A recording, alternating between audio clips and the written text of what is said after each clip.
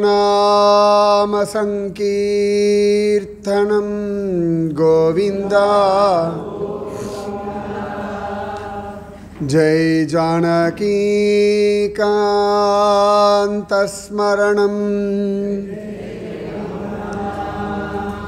गोपिका जीवनस्मरणं जय सद्गुरुनाथ भगवान की समस्त भागवदल को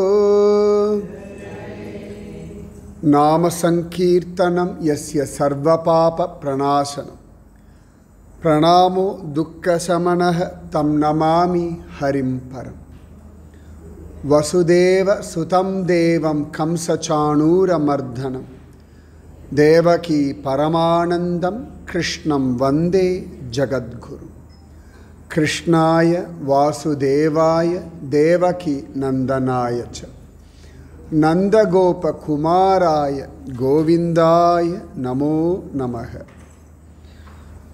பல்லாண்டு பல்லாண்டு பல்லாயிரத்தாண்டு பல கோடி நூறாயிரம் மல்லாண்ட தின்தோள் மணிவண்ணா உன் சேவடிச் செவ்வி திருக்காப்பு அடியோமோடும் நின்னோடும் பிரிவின்றி ஆயிரம் பல்லாண்டு வடிவாய் நின்வளமார்பினில் வாழ்கின்ற மங்கையும் பல்லாண்டு வடிவார் சோதி வலத்துறையும் சுடர் ஆழியும் பல்லாண்டு படைப்போர் புக்கு முழங்கும் அப்பாஞ்ச சந்நியமும் பல்லாண்டு ஓங்கி உலகளந்த உத்தமன் பேர்பாடி நாங்கள் நம் பாவைக்கு சாற்றி நீராடினார் தீங்கின்றி நாடெல்லாம் திங்கள் மும்மாரி பெய்து ஓங்கு பெருஞ்சென்னல் ஊடு கயலுகள் பூங்குவளை போதில் பொறிவண்டு கண்படுப்ப தேங்காதே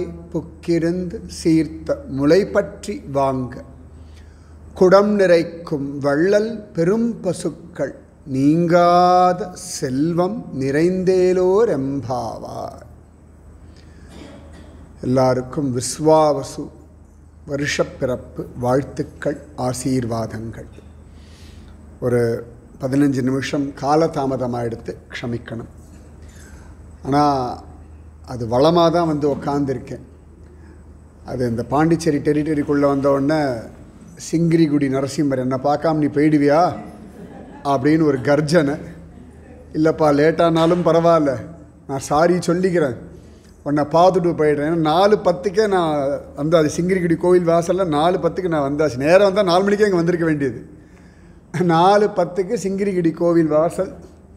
அவர் இரு இரு இரு இரு 4:30 மணிக்கு வந்தார் அர்ச்சகர். அவர் அழகாக பெருமாளை பொறுமையாக அப்படி எல்லாம் தயார் பண்ணி 4:55 தான் தரிசனத்துக்கு உள்ளே விட்டார். அப்படியே ஒரு துளசி மாலையை கொடுத்துட்டு அப்புறம் வரேன்னு கை காண்டு ஓடி வந்துவிட்டேன். அதுவும் இந்த வருஷம் சுவாதி நட்சத்திரத்தில் பிறக்கிறது. அதனால் வாழ்க வளமுடன் தான், சந்தேகமே கிடையாது. ஏன்னா நீங்கள் எத்தனை பேர் இன்றைக்கி நரசிம்மரை பார்க்க போனேன்னு எனக்கு தெரியாது. கூப்பிடுற தூரம்தான், நான் ரொம்ப தூரத்துலேருந்து வரேன். ஆனாலும் உங்களுக்கும் சேர்த்து தான் நரசிம்மர் இன்றைக்கி கூப்பிட்டு ஒரு அனுக்கிரகம் வருஷப்பரப்பன்னைக்கு, அதுவும் சுவாதி நட்சத்திரத்தன்னைக்கு சிங்கிரிகுடி நரசிம்மருடைய தரிசனம். உக்ரம் வீரம் மகாவிஷ்ணும் ஜுவலந்தம் சர்வதோ முகம் நிருசிம்மம் பீஷணம் பத்ரம் மிருத்யு மிருத்யும் நமாமி அகம்.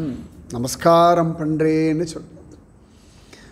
நாளை என்பது நரசிம்மனுக்கு இல்லை, அன்று அப்பொழுதே.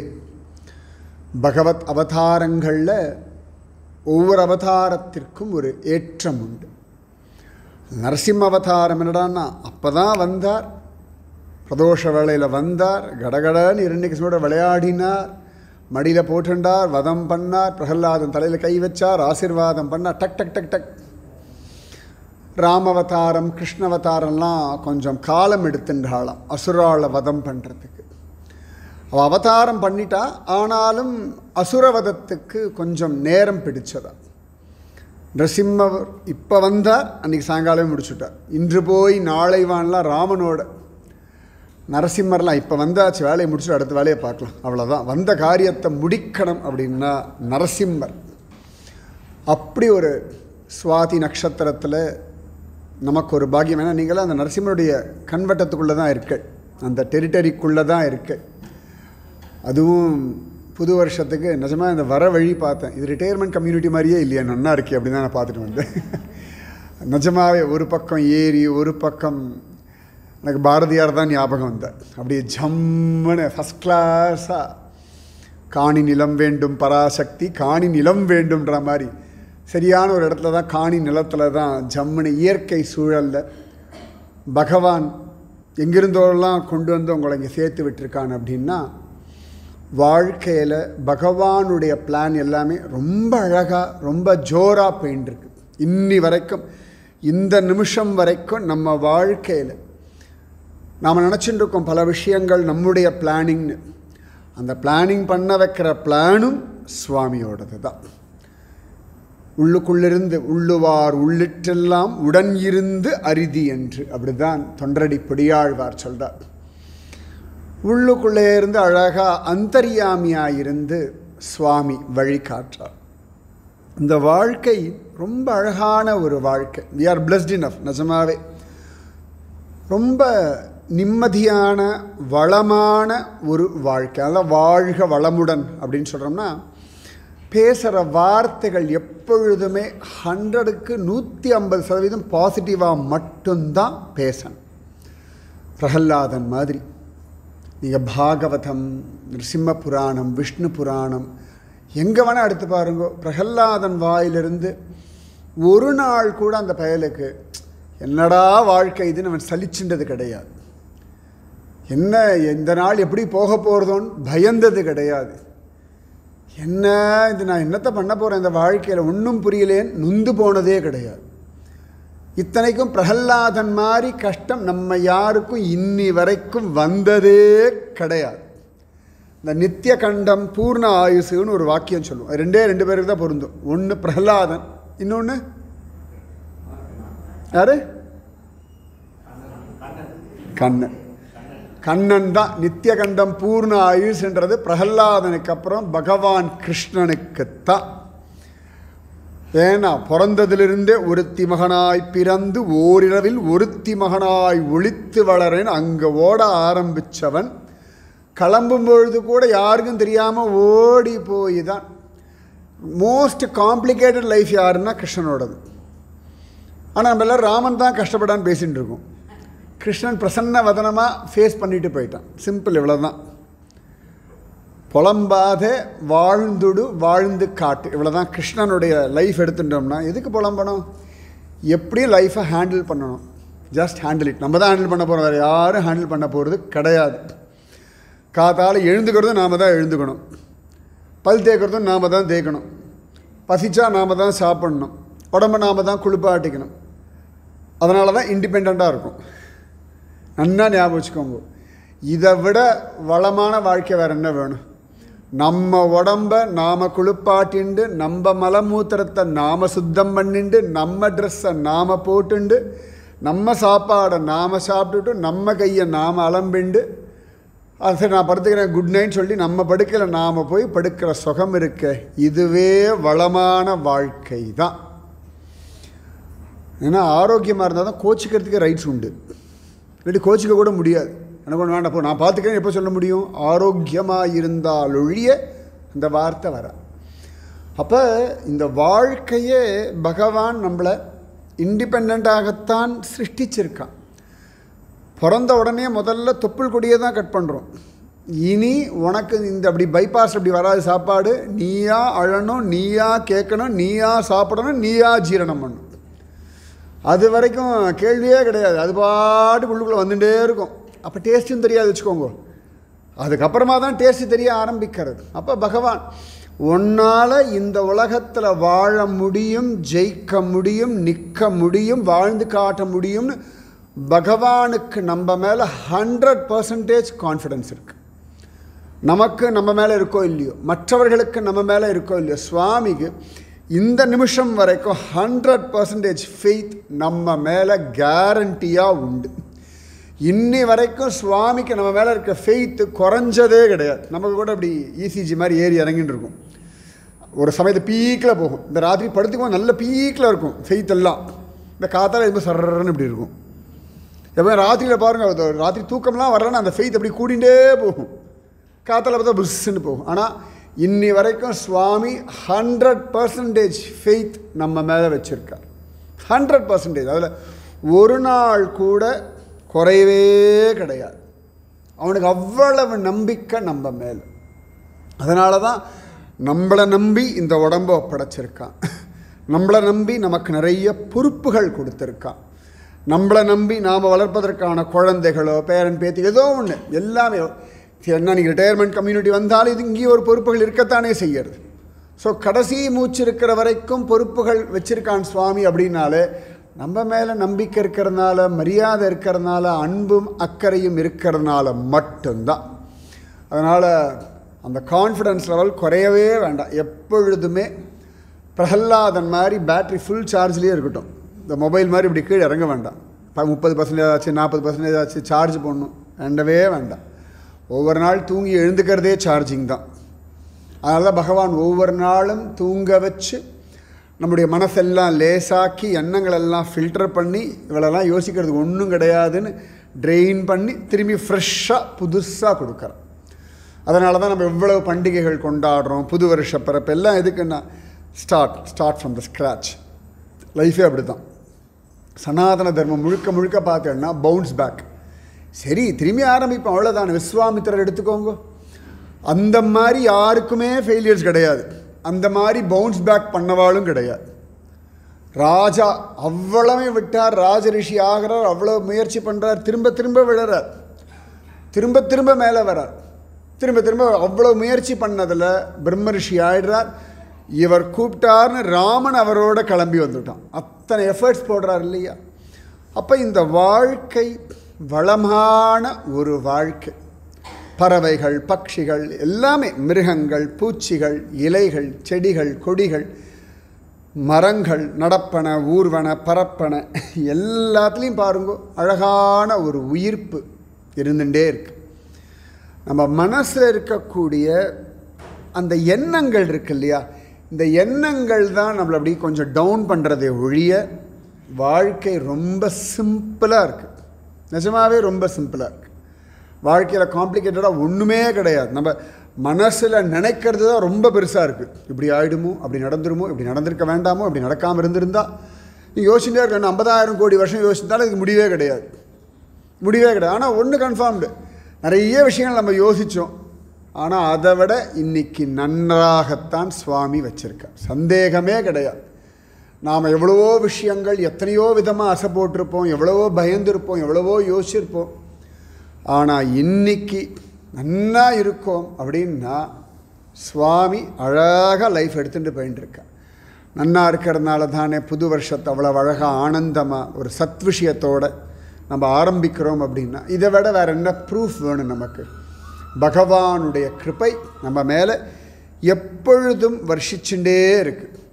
எப்பெல்லாம் மனசில் கொஞ்சம் அப்படி டல் ஆகிற மாதிரி இருக்கும், இல்லை நான் பகவானுடைய குழந்தை, நன்னா இருக்கேன், சௌக்கியமாக இருக்கேன், என் கடமைகளெல்லாம் நன்னா பண்ணேன், இன்றைக்கும் நன்னா பண்ணிட்டுருக்கேன், இனியும் நன்னா பண்ணுவேன், வாழ்க்கை நன்னா போயின்ட்டுருக்கு, இவ்வளோதான்.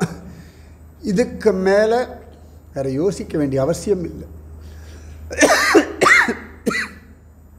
அனாவசிய சிந்தனைகளை எவ்வளவு முடியுமோ அப்படியே குறைச்சிடுமோ.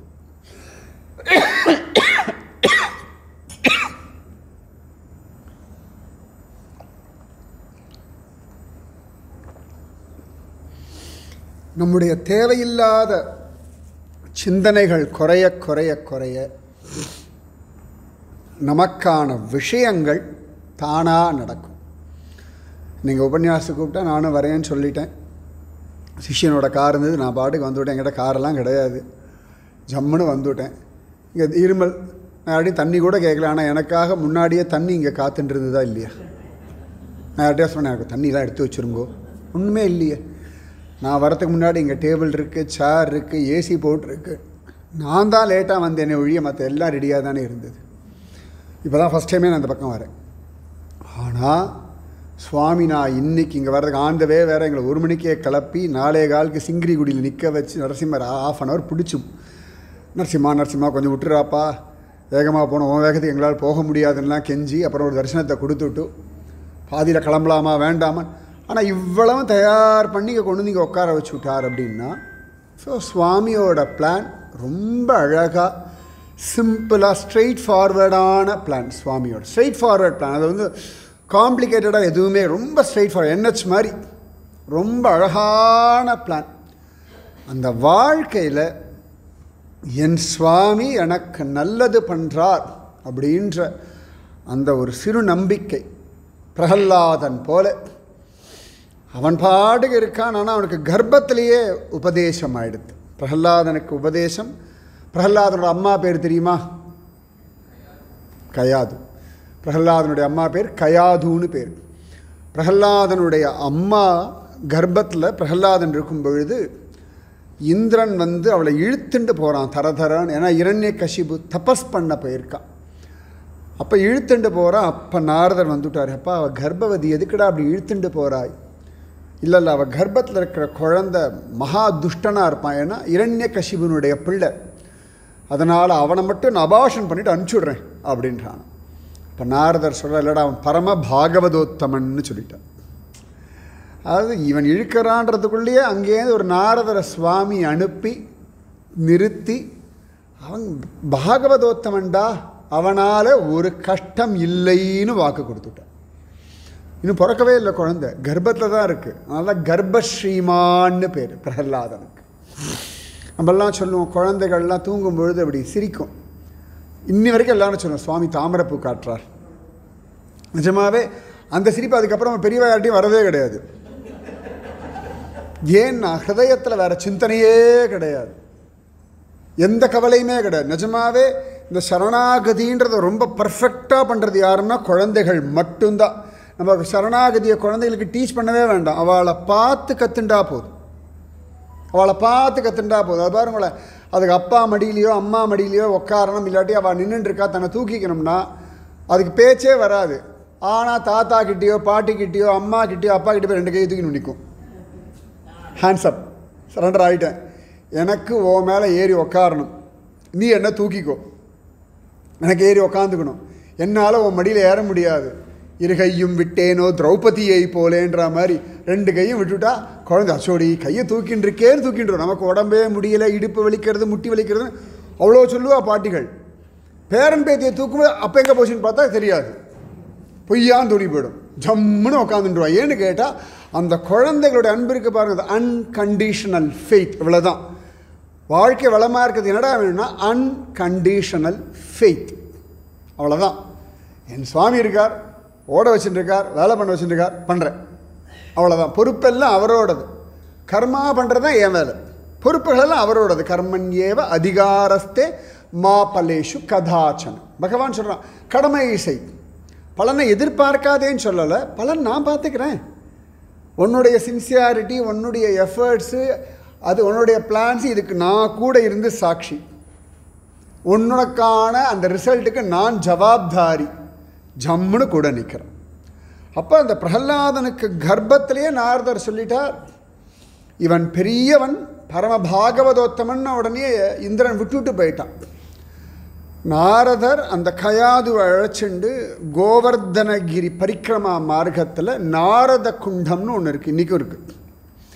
அந்த இடத்துல அந்த கயாது, அவரோட ஆசிரமம் அங்கே உண்டு. அங்கே வச்சுண்டு அந்த நாரத மகரிஷிக்கு, இந்த கயாதுவுக்கு அழகாக பகவத் விஷயங்கள் எல்லாம் சொல்கிறார். அவள் ஆனந்தமாக அந்த குளத்தில் நீராடிட்டு ஆகாரம் எல்லாம் எடுத்துண்டு ரிலாக்ஸ்டாக உக்காந்துட்டு அந்த கோவர்தன மலை அடிவாரத்தில் மரங்கள் சூழ்ந்த இடத்துல கிருஷ்ணன் தான் ஜூனியர், கோவர்தனம் ரொம்ப சீனியர், அயோத்தியா சீனியர், ராமன் தான் ஜூனியர். என்ன ஞாபகம் வச்சுக்கோங்க. அவ்வளோ வசதி, க்ஷேத்திரங்கள் அவ்வளோ பெருசு. திருமலை அப்பன் ரொம்ப ஜூனியர். ஜூனியர் மோஸ்ட் பெருமாள் யாருன்னா திருமலை அப்பன். சீனியர் மோஸ்ட் யாருன்னா திருமலை. பழைய மலை, நம்ம ஆதிவராக மூர்த்தியே அங்கே இருக்காருன்னா அப்போ எவ்வளோ பழசாக இருக்கும் பார்த்துக்கோங்க. உலகம் முழுக்கவே ஆதிவராக க்ஷேத்திரம்தான். அதனால தான் மலையப்பனை பார்த்து வந்தேரின்னு சொல்லுவாங்க. அந்த வந்தேரின்ற வார்த்தை சரியாக மலையப்பனுக்கு சொல்கிற வார்த்தை. அங்கேயே மலை இருந்தது, நீர் தான் வந்து ஏரி இங்கே இருக்கு, அதனால் வந்தேரின்ற வார்த்தை. வைஷ்ணவ பரிபாஷையில் வந்தேரின்ற வார்த்தை மலையப்பனுக்கு தான் சொல்லுவார்கள். அந்த மாதிரி கோவர்தனம் அவ்வளவு பழசு. கயாது அங்கே இருந்துண்டு அவ்வளவு அழகாக சத்விஷயங்கள் கேட்குறான். மனசுக்குள்ளே ஒரு கவலை இருக்கும் இல்லையா, இந்திரன் வந்தானே, என்ன பண்ணுவானோ, ஏது பண்ணுவானோ, நாளைக்கு என் குழந்தைக்கு என்ன ஆகும். இது ஒரு பெரிய டென்ஷன் தானே சம்சாரிகளுக்கு. சம்சாரிகளுக்கு ஒன்று நேற்று நடந்த கவலை, இல்லாட்டி நாளைக்கு நடக்க போகிறத பற்றி கவலை. நம்ம ஆக மொத்தத்தில் ப்ரெசண்ட்டில் இருக்கிறது தூங்கும் பொழுது மட்டும்தான். தூக்கத்தில் மட்டும்தான் பர்ஃபெக்டாக ப்ரெசன்ட் டென்ஸில் இருக்கும். அதனால தான் இப்போ தானே படுத்தேன், அதுக்குள்ளே 5 மணி ஆகிடுதா அப்படின்னு கேட்குறோம்னா ப்ரெசண்ட்டில் இருந்தால் டைம் போகிறது தெரியாது. கடந்த காலத்தில் இருந்தாலும் டைம் தள்ள முடியாது, எதிர்கால கற்பனையில் இருந்தாலும் டைம் போகாது. ப்ரெசண்ட்டில் இருந்தால் கட கட கட கட கடன்னு டைம் போயிடும். குழந்தைகளுக்கு அதனால தான் ஜாலியாக இருக்கான்னா அவள் ப்ரெசண்ட்டில் மட்டும்தான் இருக்கா. நாளைக்கு எக்ஸாம் சொல்லுங்கோ, டென்ஷனே ஆக மாட்டான்.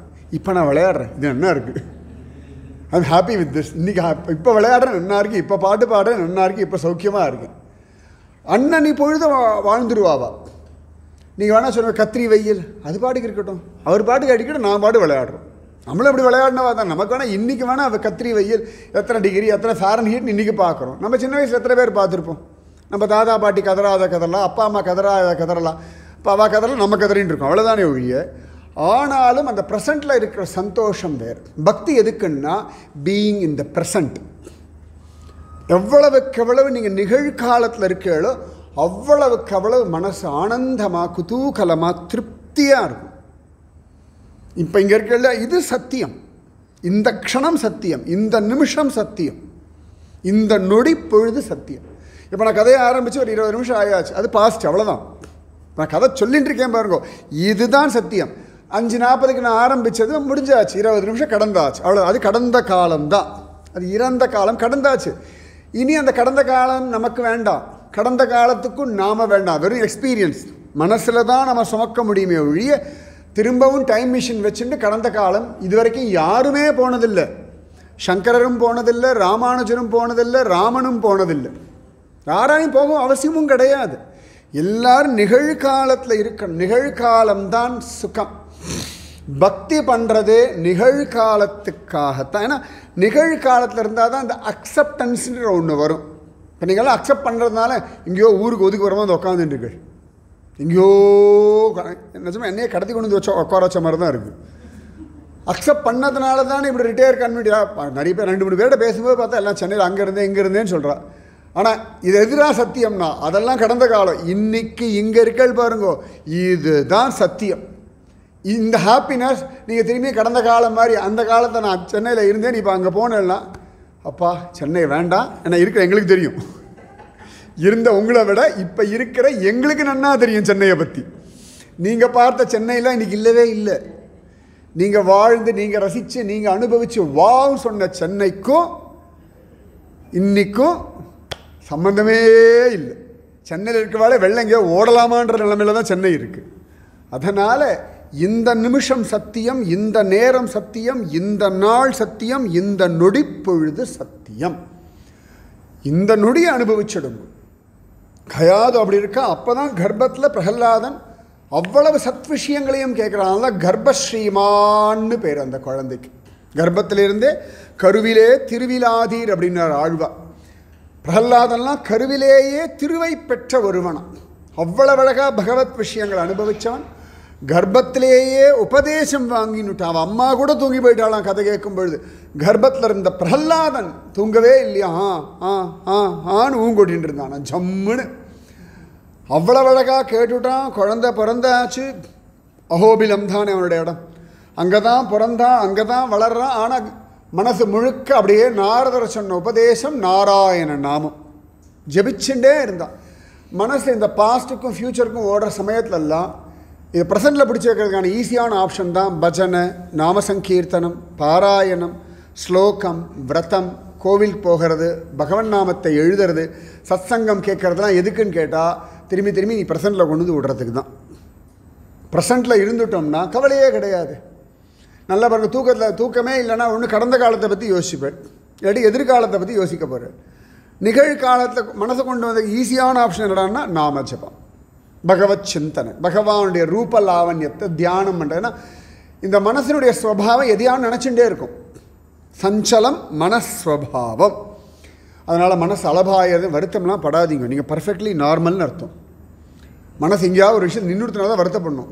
ஏன் டைவெர்ட் பண்ணுங்கன்னு டாக்டர்கிட்ட போனேன்னா ஏன் நினச்சிட்டு இருக்கீங்க, மனசை டைவெர்ட் பண்ணுங்க, அப்படி பறவையை பாருங்கள், வெள்ளை பாருங்கள், இயற்கையை பாருங்கன்னு சொல்லுவாள். மனசு அழகாக சஞ்சலத்தில் இருக்குன்னா you are perfectly normal, nothing to worry. Doctor கூட பார்க்க வேண்டாம். நம்முடைய சஞ்சலம்ன்றது ஸ்வபாவம். அந்த அலையிற மனசை அப்படி அலைய விட்டுருமா எங்கடான்னு கேட்டால் சுவாமி கிட்ட. பெரியவா சொல்லுவா, இந்த மனசு ஊஞ்சல் மாதிரி இப்படி முன்னாடி முன்னாடி இப்படி அலையிறது இல்லையா, ஒன்று அது அலையட்டும், இந்த ஊஞ்சல் மாதிரி அலையிறது இல்லையா, அதில் ராதையும் கண்ணனையும் உட்கார வச்சுருங்க, அது பாட்டுக்கு ஊஞ்சல் மாதிரி ஆடட்டும், அவ்வளோதான். மனசு ஜோராக அப்படி ஆடட்டும், அதில் ராதையும் கண்ணனும் உட்காந்துவிட்டா போதுமே, இவ்வளவு தானே, சிம்பிள் தானே. பிரகல்லாதன் அஹோபிலத்தில் வளரும் பொழுதே பகவத் சிந்தனை தான். 5 வயசில் அப்பா கேட்கும் பொழுது அவ்வளோ விஷயங்கள் சொல்கிறார். ஸ்ரவணம், கீர்த்தனம், விஷ்ணோஹோ ஸ்மரணம், பாதசேவனம், அர்ச்சனம், வந்தனம், தாஸ்யம், சக்கியம், ஆத்ம நிவேதனம். நவவித பக்தி அன்றைக்கே சொல்லிட்டான் குழந்தை. பக்தின்றது பலவிதமான பரிமாணங்கள் உண்டு. அதுதான் சனாதன தர்மத்தினுடைய ஸ்பெஷாலிட்டி. கொஞ்ச நேரம் சத்சங்கம் கேட்கலாம், கொஞ்ச நேரம் கீர்த்தனை பண்ணலாம், கொஞ்ச நேரம் படிக்கலாம், கொஞ்ச நேரம் ஸ்மரணம் பண்ணலாம், கொஞ்ச நேரம் பூ தொடுக்கலாம், கொஞ்ச நேரம் கோவிலுக்கு போகலாம், கொஞ்ச நேரம் பிரதட்சணம் பண்ணலாம், கொஞ்ச நேரம் அழகாக பகவன் நாமத்தை எழுதலாம். வெரைட்டி. பக்தினா ஒரே மொனோட்டனஸ் கிடையாது, ஒரே மாதிரி தான் கிடையாது. ஒவ்வொரு காலகட்டத்துக்கு தகுந்த மாதிரி, வயசுக்கு தகுந்த மாதிரி பக்தியினுடைய பரிமாணங்களும் மாறுறது. சகஸ்ரநாமம் படுத்துன்னு சொல்லலாமா கூடாதா? பதில், படுத்துன்னு சொல்லலாமா கூடாதா? ஏன், என்ன ப்ரூஃப் இருக்கு? பீஷ்மரே படுத்துட்டு தான் சொன்னார்.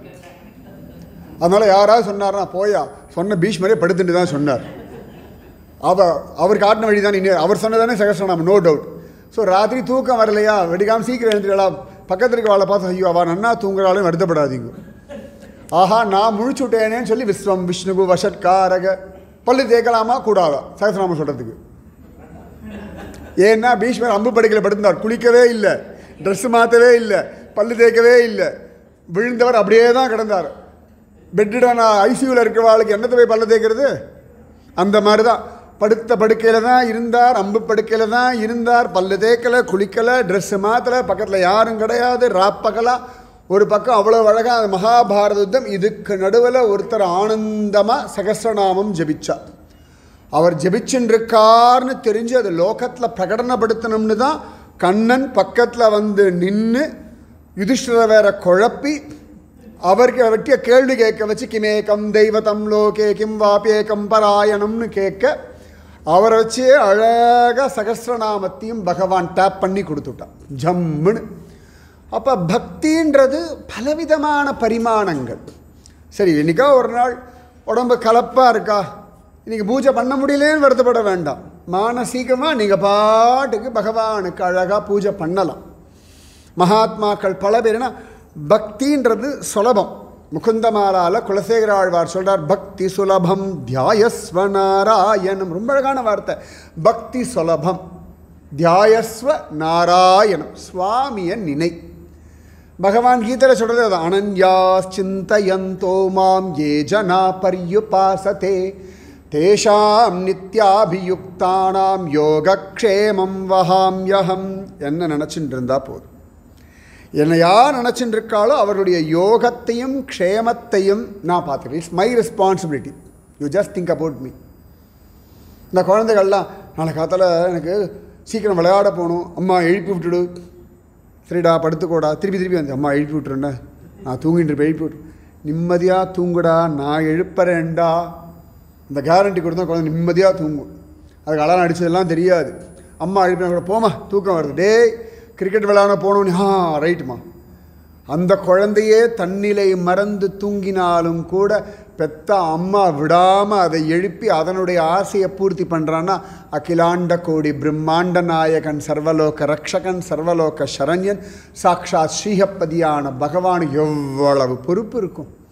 பெற்ற தாயினும் ஆயின செய்யும் நலம் தரும் சொல்லை நான் கண்டு கொண்டேன் நாராயணா என்னும் நாமம். பெற்ற தாயினும் ஆயின, அம்மா கூட ஒரு கால் டயர்டாகி விட்டாலும் அந்தர்யாமி விட மாட்டான். அந்தர்யாமி அவ்வளவு அழகா, அந்தர்யாமி உள்ளுக்குள்ளே இருக்கான், எங்கேயோ வெளியிலேருந்து. இப்போ மற்றவாள்லாம் வெளிலேருந்து சகாயம், வெளிலேருந்து பேசுகிறா, வெளிலேருந்து ஒத்தாசை பண்ணுறா. அந்தர்யாமி உள்ளிருந்து நம்ம சாப்பிட்ற சாப்பாட்டை ஜீரணம் பண்ணுறது அவன் தான். பசியும் நானே, பசிக்கு உணவும் நானே, அதன் ஜீரணிக்கும் தன்மையும் நானே. கீதையில் சொல்கிறான் சுவாமி, எல்லாம் நான் தான், நீ ஏன் கவலைப்படுற? நீ என்ன நினச்சிக்கோ, நான் பார்த்துக்கிறேன். நீ என்னை நினச்சாதான் பார்த்துப்பேன்னு இல்லை, நான் எப்படியும் உன்னை பார்த்துக்கிறேன். நீ என்னை மட்டும் நினச்சா போதும், கண்டதை நினச்சி மனசை கஷ்டப்படுத்திக்காது. மா சுச்ச வருந்தாதே. அதனால தான் காஞ்சி வரதன் கையில் எழுதி வச்சிருக்கார், மா சுச்ச. எல்லாரும் வரதனுடைய திருமுக மண்டலத்தை பார்க்க வேண்டியது ஒரு கையை. மா சுச்ச வருந்தாதே, டோன்ட் வரி, பி ஹாப்பி. காப்பாற்றுறவரே டோன்ட் வரின்ற நம்ம ஏன் வரி பண்ணும்? காப்பாற்றப்படுற வஸ்துக்கு என்னதுக்கு டென்ஷன்? இப்போ சார் இருக்குது, மொபைல் இருக்குது. மொபைல் வந்து பர்சன்டேஜ் தான் காமிக்கும், பேட்டரி 40%, 30%, 20%. சார்ஜ் போடுன்னு அது சொல்லுமா? போடுறதும் போடாதும் நம்ம இஷ்டம், நம்ம வார்டுக்கு போடலாம், அவ்வளோதானே ஒழிய. மொபைலுக்கு ஒன்றும் டென்ஷன் இல்லை, எனக்கு என்ன ஆஃப் ஆகிடுவேன், அவ்வளோதானே, சிம்பிள். நான் பாட்டுக்கு ஆஃப் ஆகிடுவேன், அவ்வளோதானே. அவன் சொத்துக்கு உரியவன், நாம் அவனுடைய சொத்து. So I am is property, அவ்வளோதான். நம்ம சொல்கிறோம் இது என்னோடய ப்ராப்பர்ட்டின்னு. பகவான் சொல்கிறான், நீயே என்னோடய ப்ராப்பர்ட்டிப்பா, நீ ரொம்ப வருஷமாக என் ப்ராப்பர்ட்டி, உன் உடம்பும் என் ப்ராப்பர்ட்டி, நீயும் என் ப்ராப்பர்ட்டி, இந்த வாழ்க்கையும் என் ப்ராப்பர்ட்டி. நீ எதெல்லாம் ப்ராப்பர்ட்டின்னு சொல்கிற அது எல்லாத்தையும் ப்ராப்பராக மெயின்டைன் பண்ணுற ப்ராப்பர்ட்டியும் நான் தான். So don't worry, be happy, relax பண்ணிக்கோங்க. ஆனந்தமான ஒரு வாழ்க்கை. எதை பற்றியும் யோசித்து எல்லாத்தையும் யோசித்து மனசை போட்டு பாரமாக்கிக்கிற நான் யாரும் கழுத கிடையாது, பாரம் சுமக்கிறதுக்கான கழுதைகள் கிடையாது. ஆனந்தமாக சிறகடிச்சு பறக்க வேண்டியதான ஆத்ம பட்சிகள், அமிர்தஸ்ய புத்திராக. இப்படி தான் சனாதன தர்மம் சொல்கிறது. பிரகல்லாதன் அவ்வளவு அழகாக சொல்கிறான், ஸ்ரவணம் கீர்த்தனம் விஷ்ணோஹோ ஸ்மரணம். சரி, என்றைக்கா ஒரு நாள் ஸ்லோகம் சொல்ல தோணலையா? எதையான நிறைய யூடியூப்பில் தான் யார் யாரோ பேசுகிறோமே, எத்தையோ ஒன்று போடுங்கோ. இல்லாட்டி இப்போல்லாம் அலெக்ஸா கிட்ட சொல்லியாச்சுன்னா அதுவே 7 மணிக்கு சுப்பிரபாதத்தை போட்டுவிடும். நீங்கள் டெய்லி கூட சொல்ல வேண்டாம், அது பாட்டுக்கு 7 மணிக்கு சுப்பிரபாதம். சரி, அது கௌசல்யா சுப்ரஜா, சுவாமி எழுந்துக்கிறாரோ இல்லையோ, நாம் எழுந்துக்கிறோமோ இல்லையோ, அலெக்ஸா 7 மணிக்கு எழுந்துடுறது. நம்ம என்ன டைம் வச்சுனோ எழுந்துடுறது. அன்றைக்கி சொல்ல வரலையா, கொஞ்சம் லேட்டாக எடுத்தா, கொஞ்சம் கலப்பாக இருக்கா, சரி காதால் கேட்டுப்போம் ஸ்ரவணம். சரி 10 மணிக்காக தோன்றதா, கீர்த்தனம் பண்ணுவோம், அவ்வளோதானே. காலங்காலத்தில் 6 to 7 தான் டைம்னு சுவாமி இன்னும் அலாட்லாம் பண்ணி வைக்கலை. ஒவ்வொரு காலகட்டத்துக்கு தகுந்த மாதிரி. இன்றைக்கி நீங்கள் பிருந்தாவனத்துலலாம் பார்க்கலாம், ஸ்ரீநாத்ஜி எல்லாம் பார்க்கலாம். சம்மர்னால் அது லேட்டாக விளையாடிட்டு தூங்கிட்டு லேட்டாக எழுந்துப்பான் பையன். வின்டரில் சீக்கிரமாக தூங்கிட்டு சீக்கிரமாக எழுந்துப்பான். இந்த குளிரில் எல்லாரையும் வேறு எழுப்பி விட்டுருவான். இதெல்லாம் வேறு இருக்குது. சில இடங்களில் குளிர் காலம் அப்படின்னா அந்த ஆரத்தி டைமே மாற்றி விட்டுருவான். காத்தால் எழுந்துக்கிறதே லேட்டு. அது புரி ஜெகநாதனுடைய க்ஷேத்திரத்தில் பார்க்கணும். அவன் ராத்திரி எப்போ தூங்குறான்னு அவளுக்கே தெரியாது. சில நாள் ராத்திரி 11 மணி 12 மணி 1 மணி 2 மணி 3 மணிக்கு தூங்குவான். ஏன்னு கேட்டால் பூஜை பண்ணுறவர் எங்கன்னு காணலேன்றுவா. அவர் எங்கேயா போய் படுத்து தூங்கிட்டு இருப்பார். புரியல, ஏன்டா தூங்கின தெரில, ஜெகநாதன் சொன்னால் தூங்கிட்டேன், அவ்வளோதான் பதில். நீங்கள் அதுக்கு கேள்வியே கேட்க முடியாது. நான் ஒரு தடவை போயிருந்தபோது அப்படி தான் 3:30 மணிக்கு கண், நாங்கள்லாம் சாமி ஆடின்னு இருக்கோம். அன்றைக்கி வைகுண்ட ஏகாதசி ஆக இருந்தாலும் பரவாயில்ல, அதுவும் இல்லை. சரி, இன்றைக்கி ஏகாதசி, அவன் வேறு நல்லா கண்ணை முழிச்சு இப்படியே பார்த்துட்டு இருக்கான். எமையே கிடையாது, நமக்கோ கண்ணு தானாக மூடுறது. என் கூட வந்தவெல்லாம் என் மடியிலேயே படுத்துட்டாச்சு. அவாவா படுத்து, எனக்கு படிக்கிறது மடி கிடைக்கல, அவ்வளோதான். எல்லாருக்கும் கண்ணு சொருகிறது. ஜெகநாதன் ஃப்ரெஷ்ஷாக இருக்கான். அதுக்கப்புறம் ஆரத்தி எல்லாம் காட்டிட்டு லைட்டெல்லாம் அணைச்சி விட்டா. நான் கேட்ட திருப்பி காத்தால் எத்தனை மணிக்கு செய்யணும்? ஒருத்தர் கத்தினார், பூஜாரி. அறிவு இருக்கா? சுவாமி இப்போ தானே படுத்துக்கிறான், அதனால் என்ன? எங்கள் மலையப்பெல்லாம் 2:30 மணிக்கு படுத்துட்டு 3:45 எழுந்துடுறாரு. 1 மணி நேரம் கூட இல்லை. இந்த பக்கம் கதவு பூட்டின்னு போய் இந்த பக்கம் திறந்துட்டே வருவா, அவ்வளோதானே. எங்கள் ஜெகநாதன் அப்படிலாம் கிடையாது. அவனுக்கு எப்போ தோன்றதோ அப்போ தான் எழுந்துப்பான். அவ்வளோதான் பதில். நான் கேட்டேன், ஒரு குத்து மதிப்பா? அதெல்லாம் எங்களுக்கு தெரியாதுப்பா, நீ வந்து பாரு, நீ வேணால் இங்கேயே படுத்துக்கோ, பெல் அடித்தா எழுந்துக்கோ. அப்படியே சொல்கிறாப்பா, இங்கேயே படுத்துக்கோ, கோவில் ஓரத்தில் படுத்துக்கோ, மணி அடிப்போம், அப்போ சுவாமி எழுந்துட்டார், நீ எழுந்துக்கோ, அவ்வளோதான். அப்போ சுவாமியும் ஊருக்கு ஏற்ற மாதிரி மாறிக்கிறார். இந்த மேல்கோட்டை பக்கம்லாம் போனோம் வச்சுக்கோங்க, 8 மணிக்கு தான் பொறுமையாக அப்படி கதவை திறக்கலாமா வேண்டாமான்னு யோசிப்பா. 9 மணிக்கு மேலே நிதானமாக நமக்கு அப்படியே நம்ம பரபரன்னு ஓடியே பழக்கமா, அங்கே போனால் நம்ம அப்படி அமைதியாக உட்காந்துருக்கோம். அவளாக வந்து அந்த கதவை திறந்து பொறுமையாக தரிசனம் பண்ணி வைப்பாள். இதே பத்ரிநாதன் அந்த குளிரில் 4 மணிக்கு எழுந்திருக்கோம் வந்திருக்கும். நமக்கு அழுகையாக வரும், கொஞ்சம் லேட்டாக எழுந்துக்கப்படா, சூரியன் வந்த பிறகு வந்தால் கொஞ்சமாவது குளிர் தாங்கும். இந்த 4 மணிக்கு 2 டிகிரியில் எழுந்து என்னையா பண்ண போகிறேன்ற மாதிரி இருக்கும். ஆனால் சுவாமி எழுந்துப்பார். வாழ்க்கை இப்படி தான், ஒவ்வொரு காலகட்டத்துக்கு தகுந்த மாதிரி. அதனால் சில நாள் ஸ்ரவணம், சில நாள் கீர்த்தனம், சில நாள் ஸ்மரணம். எத்தனையோ கோவில் போயிட்டு வந்திருப்பேன் இல்லையா? அப்படியே அசைப்போடுங்கோ. இப்போ வாழ்க்கையினுடைய கஷ்டங்கள் இல்லாட்டி சில பேருடைய ஒரு அவமரியாதைகள், வார்த்தைகள் எடுத்தெறிஞ்சு பேசினதெல்லாம் மனசில் உட்காந்து அசைப்போட முடியும்னா, போயிட்டு அந்த கோவில்களை அசைப்போடுறது என்ன கஷ்டம்? நிஜமா நீங்கள் அந்த காலத்தில் அவ்வளோ திருப்பதி போயிருப்பாள், அந்த மாதிரி திருப்பதிலாம் இப்போ கிடையாது. இப்போல்லாம் எல்லோரும் கேட்பா, குருஜி நிறைய யாத்திரை போகிறல திருப்பதி. நான் சொல்ல, திருப்பதி வரேன், எல்லா இடத்தையும் நான் காட்டுறேன், மலையப்பனை மட்டும் நீங்கள் போய் லைனில் நின்று பார்த்துக்கோங்க. அவரோட கஷ்டம். நீங்கள் வேணால் டிக்கெட் வாங்கிக்கோங்க, நீங்கள் போய் லைனில் நின்றுங்கோ. திருப்பதியில் அக்கம் பக்கத்தில் இருக்க இடங்கள் எல்லாம் எல்லாம் சொல்கிறேன், காட்டுறேன். திருப்பதி சுவாமியை போய் தரிசனம் பண்ணுற கேரண்டி என்கிட்ட கிடையாது, நீங்களாக போய் பார்த்துக்கோங்க. அப்போ எதுக்கடா அந்த மனசுக்கு அப்படி ஒரு பலம் இருக்குது பாருங்கோ. நீங்கள் என்னெல்லாம் பார்த்து எழுதெல்லாம் மனசில் ஸ்டோர் ஆகிருக்கு. உங்களுக்கு சுவாமி பேர் வேணால் மறந்து போயிருக்கும், ஊர் பேர் வேணால் மறந்து போகும், ஆனால் அந்த கோவிலோ அந்த ரூபமோ ஹிருதயத்துக்குள்ளே தான் இருக்குது. நீங்கள் பார்த்த மலையப்பனோ பத்ரிநாதனோ எல்லாம் அப்படியே தான் உள்ளுக்குள்ளே இருக்கா. நீங்கள் பார்த்த சிங்கிரிகுடி நரசிம்மரோ, அஹோபில நரசிம்மரோ, துவாரகாதீசனோ, பாண்டுரங்கனோ, உடுப்பி கிருஷ்ணனோ, துவாரகாதீசனோ, காஞ்சி வரதராஜனோ, திருவல்லிக்கேணி பார்த்த சாரதியோ, ஸ்ரீரங்கம் ரங்கநாதரோ ஹிருதயத்துக்குள்ளே தான் இருக்கான். ஒவ்வொரு நாள் மனசால் ஒவ்வொரு கோவில் போயிட்டு வாங்கோ. காத்தால் எழுந்து உக்காந்துட்டு சும்மா அப்படி மனசுக்குள்ளேயே அந்த போயிட்டு வந்தது அசை போட்டால் இதை விட வேறு என்ன பெரிய தியானம் வேணும்? மனசை அப்படி ஒருமுகப்படுத்தி ஃபோக்கஸ் பண்ணி கஷ்டம்லாம் படுத்தாதீங்க. இங்கேருந்து கோவில் போனேன், அந்த கோவில் போன விஷயங்கள் அப்படியே அசை போட்டுன்னு வந்தேன்னா நேரம் போகிறதே தெரியாது. அவ்வளவு டைம் இருக்கே. காத்தால் ஒரு கோவில் போங்க, சாயங்காலம் மலை ஏறுங்க, திருப்பதி மலை மானசீகமாக இப்போல்லாம் திருப்பதி மலையெல்லாம் அப்படின்றது மானசீகமாக ஏறலாமே. மானசீகமாக 3 மணி நேரம் ஏறலாம். அப்போயும் மூச்சு வாங்கினாலும் ஏறி உட்காந்து அப்பாடா மூச்சு வாங்கிட்டு போங்க. நடுவில் வேறு சாப்பிட்டு திருப்பி ரெஸ்ட் எடுத்துகிட்டு அப்புறம் திருப்பி கண்டினியூ பண்ணுங்க. அவ்வளோதானே. ஏன்னா மனசுக்கு அத்தனை பலம் உண்டு. மன ஏவ மனுஷானாம் காரணம். மனசுக்கு இருக்கிற சக்தி உலகத்தில் வேறு எதுவுமே கிடையாது. ஏன்னா பகவான் கீதையில் சொல்கிறான், இந்திரியானாம் மனச்சாஸ்மி, இந்திரியங்களுள் நான் மனதாக இருக்கிறேன். ஸோ கிருஷ்ணன் என்றைக்குமே யங்கு தான். அப்போ மனசு என்றைக்கும் யங்கு தான். மனசு என்றைக்குமே இளமை தான். இந்த இளமை ஊஞ்சலாடிட்டு தான் இருக்கும். மனசுடைய இளமை இன்னி வரைக்கும் குறையல. மற்றவா சொல்லும்பொழுது தான், ஓ இவ்வளோ வயசு ஆகிடுதா, கஷ்டப்பட்டு ஒத்துக்கிறோமே ஒழிய, ஆனால் மனசு இன்னும் இளமையாக தான் இருக்குது. நல்லா கவனித்து பாருங்க. உடம்புக்கு 70 போயிருக்கும், ஆனால் மனசு இன்றைக்கி 40, 50, ஒரு பாதியில் தான் இருக்கும். ஏன்னா எனக்கு இப்போ 50 வயசு ஆயாச்சு, ஆனால் மனசு என்ன 25 தான் இருக்குது, தாண்டி வத்துக்க மாட்டேங்கிறது. அதெல்லாம் கிடையாது, 25 தான், அப்படி தான் சொல்கிறது. உடம்புக்கு எவ்வளோ வயசு ஆனாலுமே மனசு அது இன்னொரு பாதியில் தான் அந்த பக்கம் தான் நின்றுருக்கு. அதை தாண்டி இன்னும் வரவே இல்லை. அதனால தான் அந்த குதூகலம், அந்த உற்சாகம் எல்லாம் இருக்குது.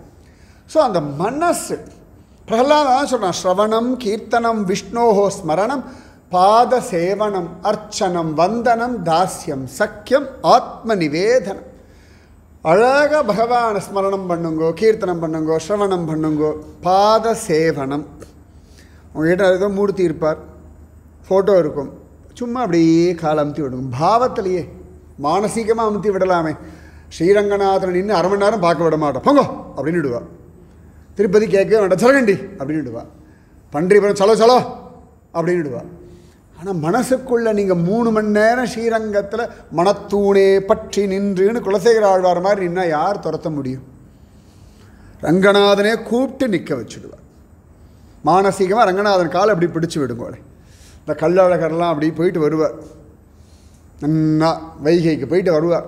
வந்த உடனே அந்த அர்ச்சகர் பார்க்கலாம், பெருமாள் திருவடியெல்லாம் பிடிச்சு அப்படி மசாஜ் பண்ணிவிடு. அப்பா அடா இவ்வளோ தூரம் போயிட்டு வந்திருக்கேடா, நடந்த கால்கள் நொந்தவோ நடுங்க ஞாலம் ஏனமாய் இடந்தமை குலுங்கவோ விலங்குமால் வரைச்சுரம் கடந்த கால் பரந்த காவிரிக்கரை குடந்தையுள் கிடந்தவாறு எழுந்து இருந்து பேசு. என்ன அனுபவம்!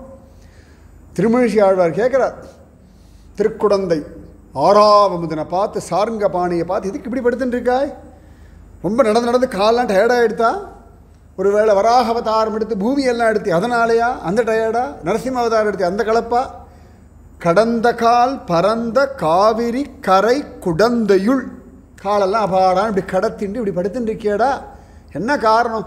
கஷ்டப்பட்டு எழுந்துக்க வேண்டாம், கிடந்தவாறு எழுந்து இருந்து பேசு. அதுவாடா அப்படின்னு பேசு. போ நம்ம அது குழந்தைகள்லாம் பேசுகிறதோ நான் படுத்துட்டே பொசிஷனை மாற்றாமல் இந்த மொபைலை வச்சுட்டு அப்படியே இருக்கணும். அந்த மாதிரி சுவாமி இருக்காராம். கடந்த கால் பரந்த காவிரி கரை குடந்தையுள் கிடந்தவாறு எழுந்து இருந்து பேசு. சுவாமிக்கு ஒரே குஷி ஆறாவதுனுக்கு. இது வரைக்கும் யாருமே என்ன கேட்டதில்லடா, நீ மட்டும் தான் கேட்ட. நம்ம ஆழ்வார் வரைக்கும் ஆறாவமுதே அடியேன் உடலம் நின்பால் இப்படி தான் பாடினா. ஏன் பள்ளி கொண்டீர் ஐயான்னு ஒரு ஆள் கேட்கல, நீ கேட்டுட்டியே. இந்த குஷியில் தலையை தூக்கினாராம் பெருமாள். திருமழிசை ஆழ்வாருக்கு மனசே கேட்கல, நான் சொன்னேன்னு தலையை தூக்கிட்டியப்பா, வாழி கேசனே நன்னா இருடா, நான் சொன்னதுக்கெல்லாம் இப்படி பண்ணுவியா நீ, அவ்வளவு சௌலபியமாக அவ்வளவு எளிமையாக உனக்கு, வாழி கேசனேன்னு விட்டாரான். சிச்சோ நன்னாருன்னு சொல்லிட்டானே, சரி இனி இப்படியே இருக்கேன்னு உத்தான சாயாவே இன்றைக்கும் இருக்க ஆறாவமுதன், திருக்குடந்தை ஆறாவமுதன். அப்போ என்னடா அண்ணா பேசுங்க, அவங்கிட்ட என்ன வேணாலும் பேசலாமே, எப்படி வேணாலும் பேசலாம். சுவாமி கிட்ட மட்டும்தான் எல்லா எமோஷன்ஸையும் ஆசிட்டிஸ் அப்படியே பேசலாம். இப்போ உனக்கு கண்ணே கிடையாது தைரியமாக சொல்லலாம், பக்கத்தில் இருக்க சொல்ல முடியுமா? கண் இருக்கான்னு கேட்டுற முடியுமா? அறிவு இருக்கான்னு கேட்டுற முடியுமா? கேட்க முடியாது. சுவாமி கிட்ட உனக்கு அறிவு இருக்கா, இவ்வளோ தூரம் வந்திருக்கேன் தெரிய வேண்டாமான்னு கோச்சிக்கலாம். அப்போ பகவான் அவ்வளவு அழகாக பாதசேவனம் பண்ணலாம். அர்ச்சனம் நன்னா பூக்கள் வரும்போது நிறைய பூக்கள் பெருக்கவே வேண்டாம், மனசாலேயே எல்லா பூக்களையும் முன்னாடி நாளே மொட்டை பிரித்து தண்ணியில் போட்டு அடுத்த நாள் சுவாமிக்கு வைக்க வேண்டாம், அவா பிரிச்சுட்டு வாங்க, டென்ஷனும் வேண்டாம். எல்லா ஊர்லேயும் நடக்கும். இதுக்காகவே முன்னாடி நாள் சில பேர் வெளியிருக்காமல் தடி எடுத்து அலைவா. நாய்க்காக தடியா, பூக்காக தடியா, நமக்காக தடியான்னு தெரியாது, எல்லாம் தடியோடு அலைவா. இருட்டில் வேற போவா. எதுக்குடா நான் புஷ்பத்தை பிரிச்சுனா அவளுக்கு முன்னாடி. அதில் யாரா மகா புத்திசாலினா பீமன். காத்தால் எழுந்துப்பானா, எழுந்த உடனே இன்னைக்கு உலகத்தில் பூத்த அத்தனை பூக்களும் கிருஷ்ணா உனக்கு சமர்ப்பணம், முடிஞ்சு போச்சு. சிம்பிள், அவ்வளோதான். யாராவது அர்ச்சனை பண்ணால் கூட அந்த பூவிலேருந்து 4 பூ எடுத்து தான் அர்ச்சனையே எல்லாம் பீமன் சமர்ப்பணம் பண்ணிட்டான். ஏன்னா அர்ஜுனனுக்கு ஒரு சந்தர்ப்பத்தை அவ்வளோ திமிரு வந்து கொடுத்தான். என்ன மாதிரி உன்னை பூஜை பண்ணுற ஆள் இல்லை, வாடா குழந்தை வாக்கிங் போகலாம். யாருக்கா அகம்பா வந்தால் கிருஷ்ணன் வாக்கிங் கூட்டு போயிடுவான். போகிற வழியெல்லாம் மலமலையாக புஷ்பங்கள் குமிஞ்சு கிடக்கான். கிருஷ்ணா என்ன இதெல்லாம் விசேஷமா? இல்லைடா இதெல்லாம் என்னோட ஒரு பக்தன் பண்ண பூஜையோட புஷ்பங்கள். அர்ஜுனன் நான் தானே, போடா நீ 4 பூ தான் போடுறாய், அதுக்கு அவ்வளோ யோசிக்கிறாய், முழ என்ன விலைன்னு. இல்லாட்டி ஃப்ரிட்ஜில் வச்சு நாளைக்கு போடுறாய், நேற்று வாங்கின பூவை ஃப்ரிட்ஜில் வச்சு நாளைக்கு போடுறாய். நீ இவ்வளோ ஃப்ரெஷ்ஷாக பூ யார் தெரியுமா போடுறா? என் பீமன் நான். அர்ஜுனன் சிரிச்சான், கிருஷ்ணா நீ பொய் சொல்லுவேன்னு தெரியும், இவ்வளோ பொய் சொல்லுவேன் எதிர்பார்க்கல. பீமன் பண்ணுற ஒரே பூஜை சாப்பிட்றது ஒன்று தான். ஒரு நாள் கூட அவன் உட்காந்து ஒரு நாமம் சொல்லியோ ஒரு பூ போட்டால் நான் பார்த்தல. என்ன கதை அடிக்கிறியா? அட போடா, உனக்கு என்னடா அது என் பீமனை பற்றி? கண்ணன் சொன்னான், என் பீமனை பற்றி உனக்கு என்னடா தெரியும்? காத்தால எழுந்தோன்னே உலகத்தில் பூத்த அத்தனை பூக்களும் உனக்குன்னுட்டான். அது வாசமுள்ள பூவோ, காகித பூவோ, ஃபாரின் பூவோ, இந்தியன் பூவோ, அது குட்டி பூவோ, சேற்றில் மலர்ந்த செந்தாமரையோ, உச்சந்தலையில் இருக்கோ, எங்கேயான உச்சாணி கலையில் இருக்க பூவோ, செண்பகமோ, என்னவா வேணா இருக்கட்டும், எல்லாம் நீ படைச்சது தான், அத்தனையும் உனக்கு சமர்ப்பணம். அர்ச்சனம் ரொம்ப சிம்பிள், ரொம்ப சிம்பிள். எவ்வளோ புஷ்பத்தை பிரித்து அப்பாடா அவளுக்கு முன்னாடி நான் பிரித்து விட்டேன், இந்த இது மைண்ட் அவா. கடைசியில் இந்த பூவை போடும்போது நீங்கள் யாருக்கு அர்ச்சனை பண்ணுறேன்னா, யாருக்கு முன்னாடி பிரிச்சேன்னு நீங்கள் நினச்சேளோ அவளுக்கு தான் பூவை போட்டுருக்கு. அதை விட பீமனை மாதிரி காத்தால் எழுந்து எல்லா பூவும் கிருஷ்ணா உனக்குன்னா யாரையும் நினைக்க வேண்டாம். நீங்கள் பாட்டுக்கு கிருஷ்ணனை மட்டும் நினச்சா போதும், அது ஒரு சந்தோஷம் இருக்கும். இல்லாட்டி அவருக்கு முன்னாடி பிரிச்சு விட்டேன், நாளைக்கு அவருக்கு முன்னாடி, இன்றைக்கி பூ போடும்போது நாளைக்கு அவ்வளோ வந்துடும். அது இப்போ தான் அரும்பாக இருக்கும், அது மொட்டாகிறதுக்கு அவ்வளோ நேரம். அவர் 5:05 வந்துடுவார், நான் 4:55 போகிறேன்னு. என்னதுக்கு இத்தனை பாடு? அர்ச்சனம். அவனுக்கு அர்ச்சனை ஆனந்தமாக பண்ணுங்க, மனசால அர்ச்சனை. இல்லை எல்லாருக்கும் இவ்வளோ ஊர் முழுக்க தான் நடக்கிறது. எங்கள் தெருவாக இருக்கட்டும், பாண்டிச்சேரி தெருவாக இருக்கட்டும், இதுதான் சத்தியம், இதுதான் யதார்த்தம். அதாவது பக்தி எவ்வளோ காம்ப்ளிகேட் பண்ணிக்கிறோம் பார்த்துக்கோங்க. இவ்வளவு டென்ஷன். பக்தின்றது ரிலாக்ஸ்டாக, ஹாப்பியாக, ஜாலியாக, நிம்மதியாக இருக்கிறது. இது எதுக்கு இவ்வளோ டென்ஷன்? இது எதுக்கு இவ்வளோ பெரிய மனசில் போட்டு பாரத்தை அழுத்திண்டு அப்புறம் பூஜையே பண்ண மனசே சரியில்லை, என்னமோ தெரியல. பூஜை எங்கே பண்ணோம்? மனுஷாளிகளில் போட்டுருக்கோம். மானசீக மனசு எங்கே இருக்குது? மனசு எங்கே இருக்குது? இதுதான் முக்கியம். கோவிலில் உட்காந்து எதையும் நினைக்கலாம், எங்கேயோ உட்காந்துன்னு கோவிலையும் நினைக்கலாம். பூசலார் நாயனார் மனசுக்குள்ளேயே கோவில் கட்டினார்னு இருக்குது. திருநின்றவூர் பக்தவத்சல பெருமாள் கோவிலில் 100 மீட்டர் தொலைவு. நீங்கள் வைஷ்ணவ சம்பிரதாயமாக இருங்கோ, சைவ சம்பிரதாயமாக இருங்கோ, கணபதியாக இருங்கோ, முருகனார், ஏதோ ஒரு சம்பிரதாயத்தை பிடிச்சிக்கோங்க. ஆனால் பேசிக்கலி வி ஆர் ஹிந்துஸ். இதை மட்டும் பர்ஃபெக்டாக ஞாபகம் வச்சுக்கோங்க. We are Hindus.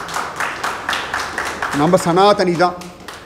அதில் ஒவ்வொருத்தரும் பகவான் ஒவ்வொருத்தருக்கும் ஒவ்வொரு ரூபத்தில் மனசை லயப்பட வைக்கிறான். நாம் ஆசைப்பட்டு போகிறது இல்லை, அவனை ஆசைப்படுறான். அவரவர் தாம் தாம் அறிந்தவார் ஏத்தி சுவர்மிசை சாற்றியும் வைத்தும் தொழுவர். அவ்வளோதானே. ஆழ்வார் சர்டிஃபிகேட் கொடுக்குறார். இல்லை என்ன இருக்குது? சில பேருக்கு லிங்கமாக பார்க்கறது ஈஸியாக இருக்குது, அவ்வளோதான். சில பேருக்கு ஸ்கந்தனாக பார்க்க சுலபமாக இருக்குது. சில பேருக்கு மகாகணபதி ரூபம் மனசு அப்படி டக்குன்னு லயப்படுறது. குழந்தைகள்லாம் பாருங்கள், 2 கார்டு தான் கரெக்டாக சொல்லும். ஒன்று கணபதி, இன்னொன்று ஆஞ்சநேயர். இது வரைக்கும் மிஸ்ஸே ஆகாது. மற்ற சாமிலாம் அப்படி பார்த்துட்டே இருக்கும். ஐ டோன்ட் நோ அப்படின்னு. நீங்கள் எந்த குழந்தை வேணால் கேளுங்கோ, உம்மாச்சி, குரங்கு உம்மாச்சி, அனுமான், யானை உம்மாச்சி, கணபதி, அவ்வளோதான். சிம்பிள்.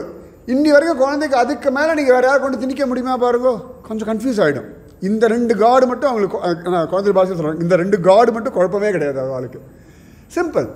ஸோ ஏதோ ஒரு மூர்த்தி, அந்த மூர்த்திக்கிட்ட மனசு. அதுலேயும் ஒவ்வொரு மூர்த்தியும் ஒவ்வொரு விசேஷமாக இருக்குது. ரங்கநாதன் படுத்துன்னு இருக்கார், மலையப்பன் நின்றுன்னு இருக்கார், நிருசிம்மர் உட்காந்துன்னு இருக்கார். ஒவ்வொரு மூர்த்தியும் ஏதோ ஒரு மூர்த்தியில் அவங்க மனசில் லயப்படும். That's it. அவ்வளோ பிடிச்சிக்கோங்க. பாதாதி கேசம், கேசாதி பாதம் நினச்சிட்டுருங்க. அந்த மூர்த்தி ஆனந்தமாக சேவிங்க. எங்கே இருந்து நீங்கள் சேவிச்சாலும் சுவாமிக்கு போய் சேரும். நீங்கள் இருக்கிற இடத்துலேருந்து எங்கேருந்து பார்த்து கை கூப்பினாலும். திருப்பான ஆழ்வார்லாம் காவிரி கரைக்கு அந்த பக்கத்தில் நின்றுண்டு ஸ்ரீரங்கம் இருக்கிற திசையை பார்த்து கைகூப்பி தொழுவாரங்கான்னு. அதுக்கு என்னடாண்ணா, ஸ்ரீரங்கத்தில் பூஜை பண்ணுற பக்தர் அவரை தோளில் தூக்கிண்டு போய் ரங்க தரிசனம் பண்ணி வச்சுவிட்டார். மனசு அது வரைக்கும் ஸ்ரீரங்கத்துக்குள்ளே நுழைஞ்சதே கிடையாது, ஸ்ரீரங்கத்து எல்லை கூட வந்ததில்லை. ஆனால் அங்கிருந்து ரங்கா ரங்கா ரங்கா ரங்கான்னு தொழுததுக்கு லோகசாரங்க முனிவர் தோளில் எழுந்துருளை பண்ணி கொண்டு வந்து ரங்கன் சொன்னது. அன்னைக்கு தான் முதல் தடவையாக ஸ்ரீரங்கத்துக்கு வந்தார், அன்னைக்கு தான் ரங்கநாதனை பார்த்தார், அன்னைக்கு தான் பாசுரம் பாடினார், அன்னைக்கே மோட்சம். நம்மளும் ஸ்ரீரங்கம் போயிட்டு வந்துட்டுருக்கோம். அப்படி போனோம் ஸ்ரீரங்கத்துக்கு. போகிறேன், அவ்வளோதான். போகிறேன்னு போனேன், அப்படியே போயிடும். என்ன ஒரு பாவம், பாவம் வந்தனம்னா அப்படி. ஸ்ரவணம், கீர்த்தனம், விஷ்ணோஹோ ஸ்மரணம், பாதசேவனம், அர்ச்சனம், வந்தனம், தாஸ்யம்னா உன்னுடைய தாசன், தாசானு தாசன். நம்ம இன்றைக்குமே இந்த வேலைக்காரனாக இருக்கிற வரைக்கும் ஒரு நிதானத்தில் இருப்போம்.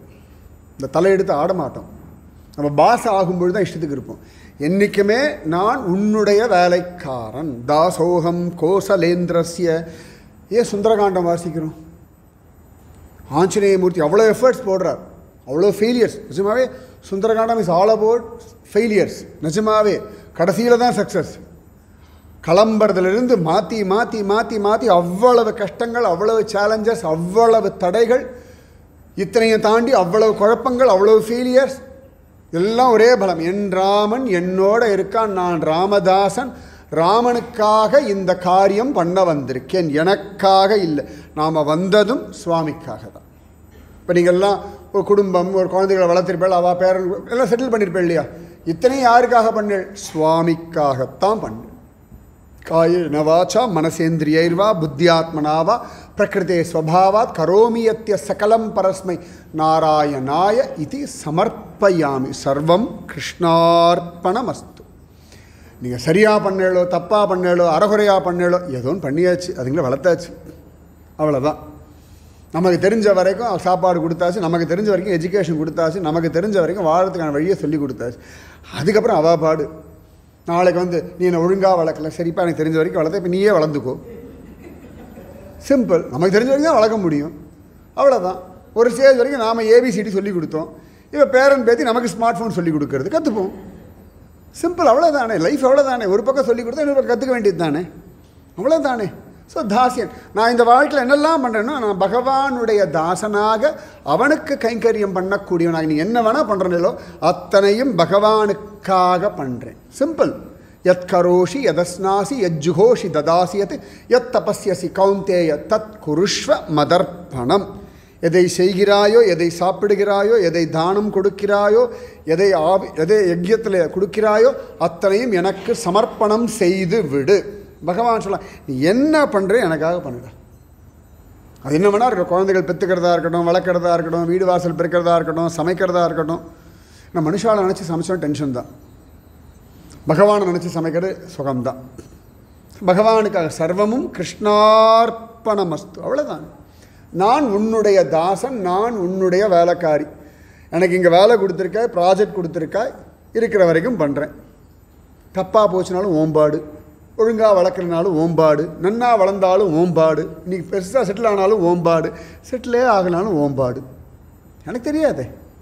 நான் செடியை வைக்கலாம், தண்ணி விடலாம், அது மரமாக வளர்ந்து பூ பூக்கிறது, காய் காய்க்கிறது என்கிட்ட இருக்கா. சரி, அதுக்கு தான் பூச்செரிக்கிறது, நான் மருந்தெல்லாம் போடலாம். அதை தாண்டி அது ஜீவிச்சு நிற்கிறது அதனுடைய பலத்தில் நிற்கிறவே ஒழிய என் பலத்தில் எப்படி நிற்கும்?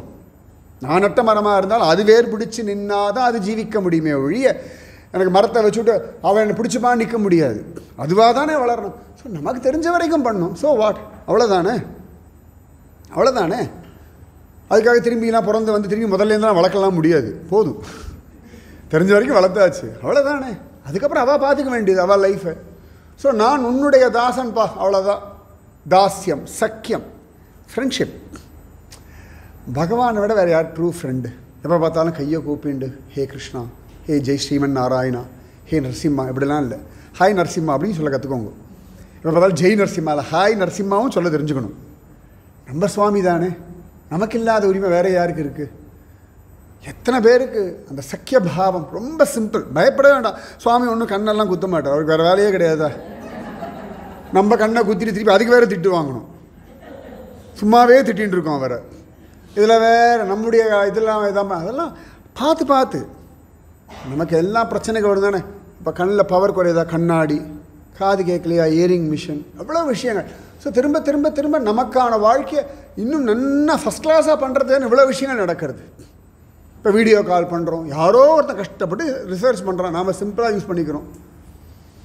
வாட்ஸ்அப்பில் ஃபோன் பண்ணி அம்மா சொல்கிறா இங்கேருந்து வெத்த குழம்பு எப்படி பண்ணணும்னு குழந்தை அங்கேருந்து கேட்டு பண்ணுறான். கஷ்டம். ஒருத்தன் வாட்ஸ்அப் கண்டுபிடிச்சதே வேறு எதுக்கோ பாவம். சயின்டிஃபிக் அவன் கண்டுபிடிச்சது நம்ம லெவலுக்கு வெத்த குழம்பு வடாத்துக்கு யூஸ் ஆகிட்டு இருக்கு. ரைட்டு. ஸோ வாட், இது என்ன இருக்குது? நமக்கு என்ன புத்தி இருக்கோ, என்ன தேவையோ அவ்வளோ யூஸ் பண்ணிக்கணும். நமக்கு தேவை அவ்வளோதானே. இதில் என்ன இருக்குது? ஸோ இந்த உலகம்ன்றது பெருசு, இந்த வாழ்க்கைன்றது பெருசு, இந்த யூனிவர்ஸ்ன்றது பெருசு. இதை நமக்கு எவ்வளோ வேணுமோ எடுத்துக்கலாம். இவ்வளோ இப்படிலாம் நீ யூஸ் பண்ணக்கூடாது யாரும் சொல்ல முடியாது. மிஸ்யூஸ் பண்ணக்கூடாது, அவ்வளோதானே. மிஸ்யூஸ் பண்ணுறது தான் கிடையாது. மற்றபடி எல்லாத்தையும் யூட்டிலைஸ் பண்ணுற அதிகாரம் நமக்கு பூரணமாக கொடுக்கப்பட்டு இருக்குது. டெலிஃபோன், மொபைல் ஃபோனுக்குள்ள எந்த டெக்னாலஜியும் நமக்கு தெரிய வேண்டாம். ரேஞ்ச் வருதா இல்லையா, ஒய்ஃபை வருதா இல்லையா, வீடியோ கால் வருதா இல்லையா, அவள் அட்டன் பண்ணுறாளா இல்லையா, குழந்தை முகம் தெரியறதா இல்லையா, நமக்கு இவ்வளோ தான் வேணும். சவுண்டு கிளியராக கேட்குறதா இல்லையா, அவ்வளோதான் நம்மளுடைய தேவை. வாழ்க்கை ரொம்ப பெருசு. தென்னை மரம் இப்படி பார்த்துண்டு, இது பாத்ரூம்லேருந்து வந்த தண்ணி, இது பக்கெட்டில் விற்ற தண்ணி நான் பார்த்துட்டு இருக்கோம். எல்லாத்தையும் ஃபில்டர் பண்ணி நல்ல தண்ணியாக எடுத்துட்டு ஜோராக இளநீராக ஸ்டோர் பண்ணிக்கும், இவ்வளோதானே. அதுக்கு மேலே அது யோசிக்காது. சிங்கம் அவ்வளோ நன்னா பசும் புல்வெளி இருக்கும், எனக்கு எல்லாம் இது சாப்பாடு கிடையாது, இதை சாப்பிட்ற மான் தான் எனக்கு சாப்பாடு, அது கிளியராக இருக்குது, இவ்வளோதானே. வாழ்க்கையில் நமக்கு என்ன வேணுமோ, எது எவ்வளோ வேணுமோ அவ்வளோ யூட்டிலைஸ் பண்ணுறதுக்கான அதிகாரம் நமக்கு கொடுக்கப்பட்டிருக்கு. அதுக்கு மேலே எல்லாத்துக்கும் யோசிக்க வேண்டிய அவசியமே இல்லை. கிருஷ்ணா, என் ஃப்ரெண்டு நீ தான், காத்தால எழுப்பி விட்டுடு. இன்றைக்கி என்னமோ ரொம்ப கோவத்தில் இருந்தேன், மாமாட்ட கத்திட்டேன், அவர் சிடுன்னு இருக்கார், நான் போய் சொன்னால் இன்னும் கத்துவார், நீயே அவர் சமாதானப்படுத்திடும். பாண்டவர்கள் தூது அனுப்பினா கண்ணனை, நன்னா ஞாபகம் வச்சுக்கோங்க. தூது சக்கியம்னு சொன்ன பிறகு தான் மைக் கூட சவுண்டு ஜாஸ்தி வருது. இவ்வளவு நேரம் அடி வயிற்றுலேருந்து கத்தின்னு இருந்தேன். இப்போ என்னடா நான் சக்கியம்னு நான் ஃப்ரெண்டுன்னு உடனே சுவாமி ஸ்பெஷலாக ஒரு சவுண்டு கொடுக்குறாரு இல்லையா, அவ்வளோதான் சக்கியம்.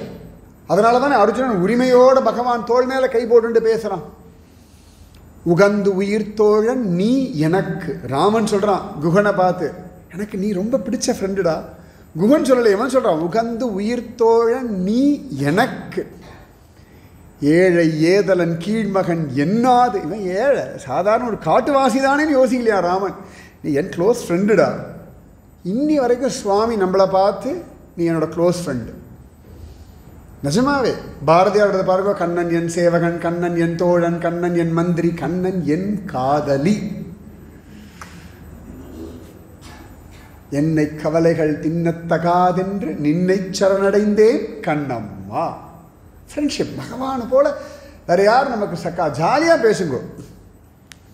உங்களுக்கே நன்னா தெரியும் உப்பு போடலைன்னு. இங்கே சமைக்கிறாளான்னு எனக்கு தெரியாது, சமைக்கிறவாளை பற்றி பேசுவேன். ஆனால் அடித்து பேசுவேன், நான் உப்பு போட்டேன் உங்களுக்கு தான் தெரியலேன்னு. பொய் நன்னா தெரியும். அசராமல் அடிக்கிறல்ல, கம்மியாக இருக்குன்னு நமக்கே சந்தேகம். அது நிஜமாவே நம்ம நாக்கு வேலை செய்தா இல்லையா? ஆனால் நாங்களாம் நாக்கால் தான் வாழ்ந்துட்டு இருக்கோம். ஆனால் அடித்து பேசுவேன்ல, உங்களுக்கு வயசாகிடுது ஒன்றும் தெரியலை, எல்லாம் உப்பு கம்மியாக தான் போட்டு கொஞ்சம் கம்மியாக போயிடுது அவ்வளோதானே. எப்போ தான் எதையானு சொல்லிகிட்டே இருக்கணும். பொய் எவ்வளோ அழகாக மெயின்டைன் பண்ணிட்டு இருக்கேன், சிம்பிளாக மெயின்டைன் பண்ணிருக்கேன். இன்னி வரைக்கும் இந்த பொய் வட்டம் எந்த வீட்லேயுமே மாறலை. இதில் வேற கண்ணன் பொய்யன்னு சொல்லிட்டு இருக்கோம். உலகம் முழுக்க இந்த பொய் பேசிட்டு இருக்கேன் எல்லாரும். அவ்வளோதானே. கண்ணா உப்பு மறந்துட்டேன், இந்த மனுஷன் கத்துற, நான் அப்படிதான் சொல்ல போகிறேன், நீ பார்த்துக்கோ. கண்ணன் சந்தோஷப்படுவான், அப்பாடா என் கோஷ்டியில் நீயும் உண்டு. ஏன்னா ஏலா பொய்கள் உரைப்பானை இங்கே போத கண்டீரே. ஆண்டாள் சொல்றா, மாலாய் பிறந்த நம்பியை மாலே செய்யும் மணாளனை ஏலா பொய்கள் உரைப்பானை. அவ்வளோதானே. வேற யார் நமக்கு சகா? கண்ணன் தானே சகா. அதனால் ஸ்ரவணம் கீர்த்தனம் விஷ்ணோஹோ ஸ்மரணம் பாதசேவனம் அர்ச்சனம் வந்தனம் தாஸ்யம் சக்கியம் ஆத்ம நிவேதனம். உன்னிஷ்டம் என்னிஷ்டம். ரமண மகரிஷி அப்படி தான் சொல்லுவாங்க, ரொம்ப பிடிச்ச வார்த்தை அது. உன்னிஷ்டம் என்னிஷ்டம்பா. உன்னிஷ்டமாக இன்றைக்கி இருக்கேன், இதுவே என்னிஷ்டம். இப்போ நீ யாராவது எத்தனை பேர் கற்பனை பண்ணியிருப்பேன், இந்த மாதிரி ரிட்டையர் கம்யூனிட்டியில் வந்து உட்கார போகிறேன்னு கற்பனை கூட பண்ணியிருக்க மாட்டேன். சத்தியமாக நான் சொல்கிறேன். இதெல்லாம் ஒரு லாங் விஷனா. In my future I am going to be in Pondicherry அப்படின்னு யோசிச்சிருப்பீங்களா? Never ever. கேரண்டியாக கிடையாது. ரிட்டையர்மெண்ட் கம்யூனிட்டி எல்லோரும் போயின்னு இருக்காளா அப்படின்னா பேசியிருப்பேன். கடைசியில் நீங்களுக்கு வந்து உட்காந்து ரிட்டையர் கம்யூனிட்டி சொல்லுவீங்களா? தெரிஞ்சிருக்காது. இட் ஹேப்பனிங் ரைட், நடந்திருக்கே. ஆனால் இங்கே இருந்தாலும் பகவான் சிரிப்போட சந்தோஷத்தோட குதூகலத்தோட புது ஜனங்களோட வாழ வச்சுருக்கான். இதுக்கு பேர் தான் ஆத்ம நிவேதனம். Total surrender. உன்கிட்ட ஒப்படைச்சிட்ட உனக்கு தெரியும். இங்கே ஒரு புது வாழ்க்கையை கொடுத்துட்டான் இல்லையா?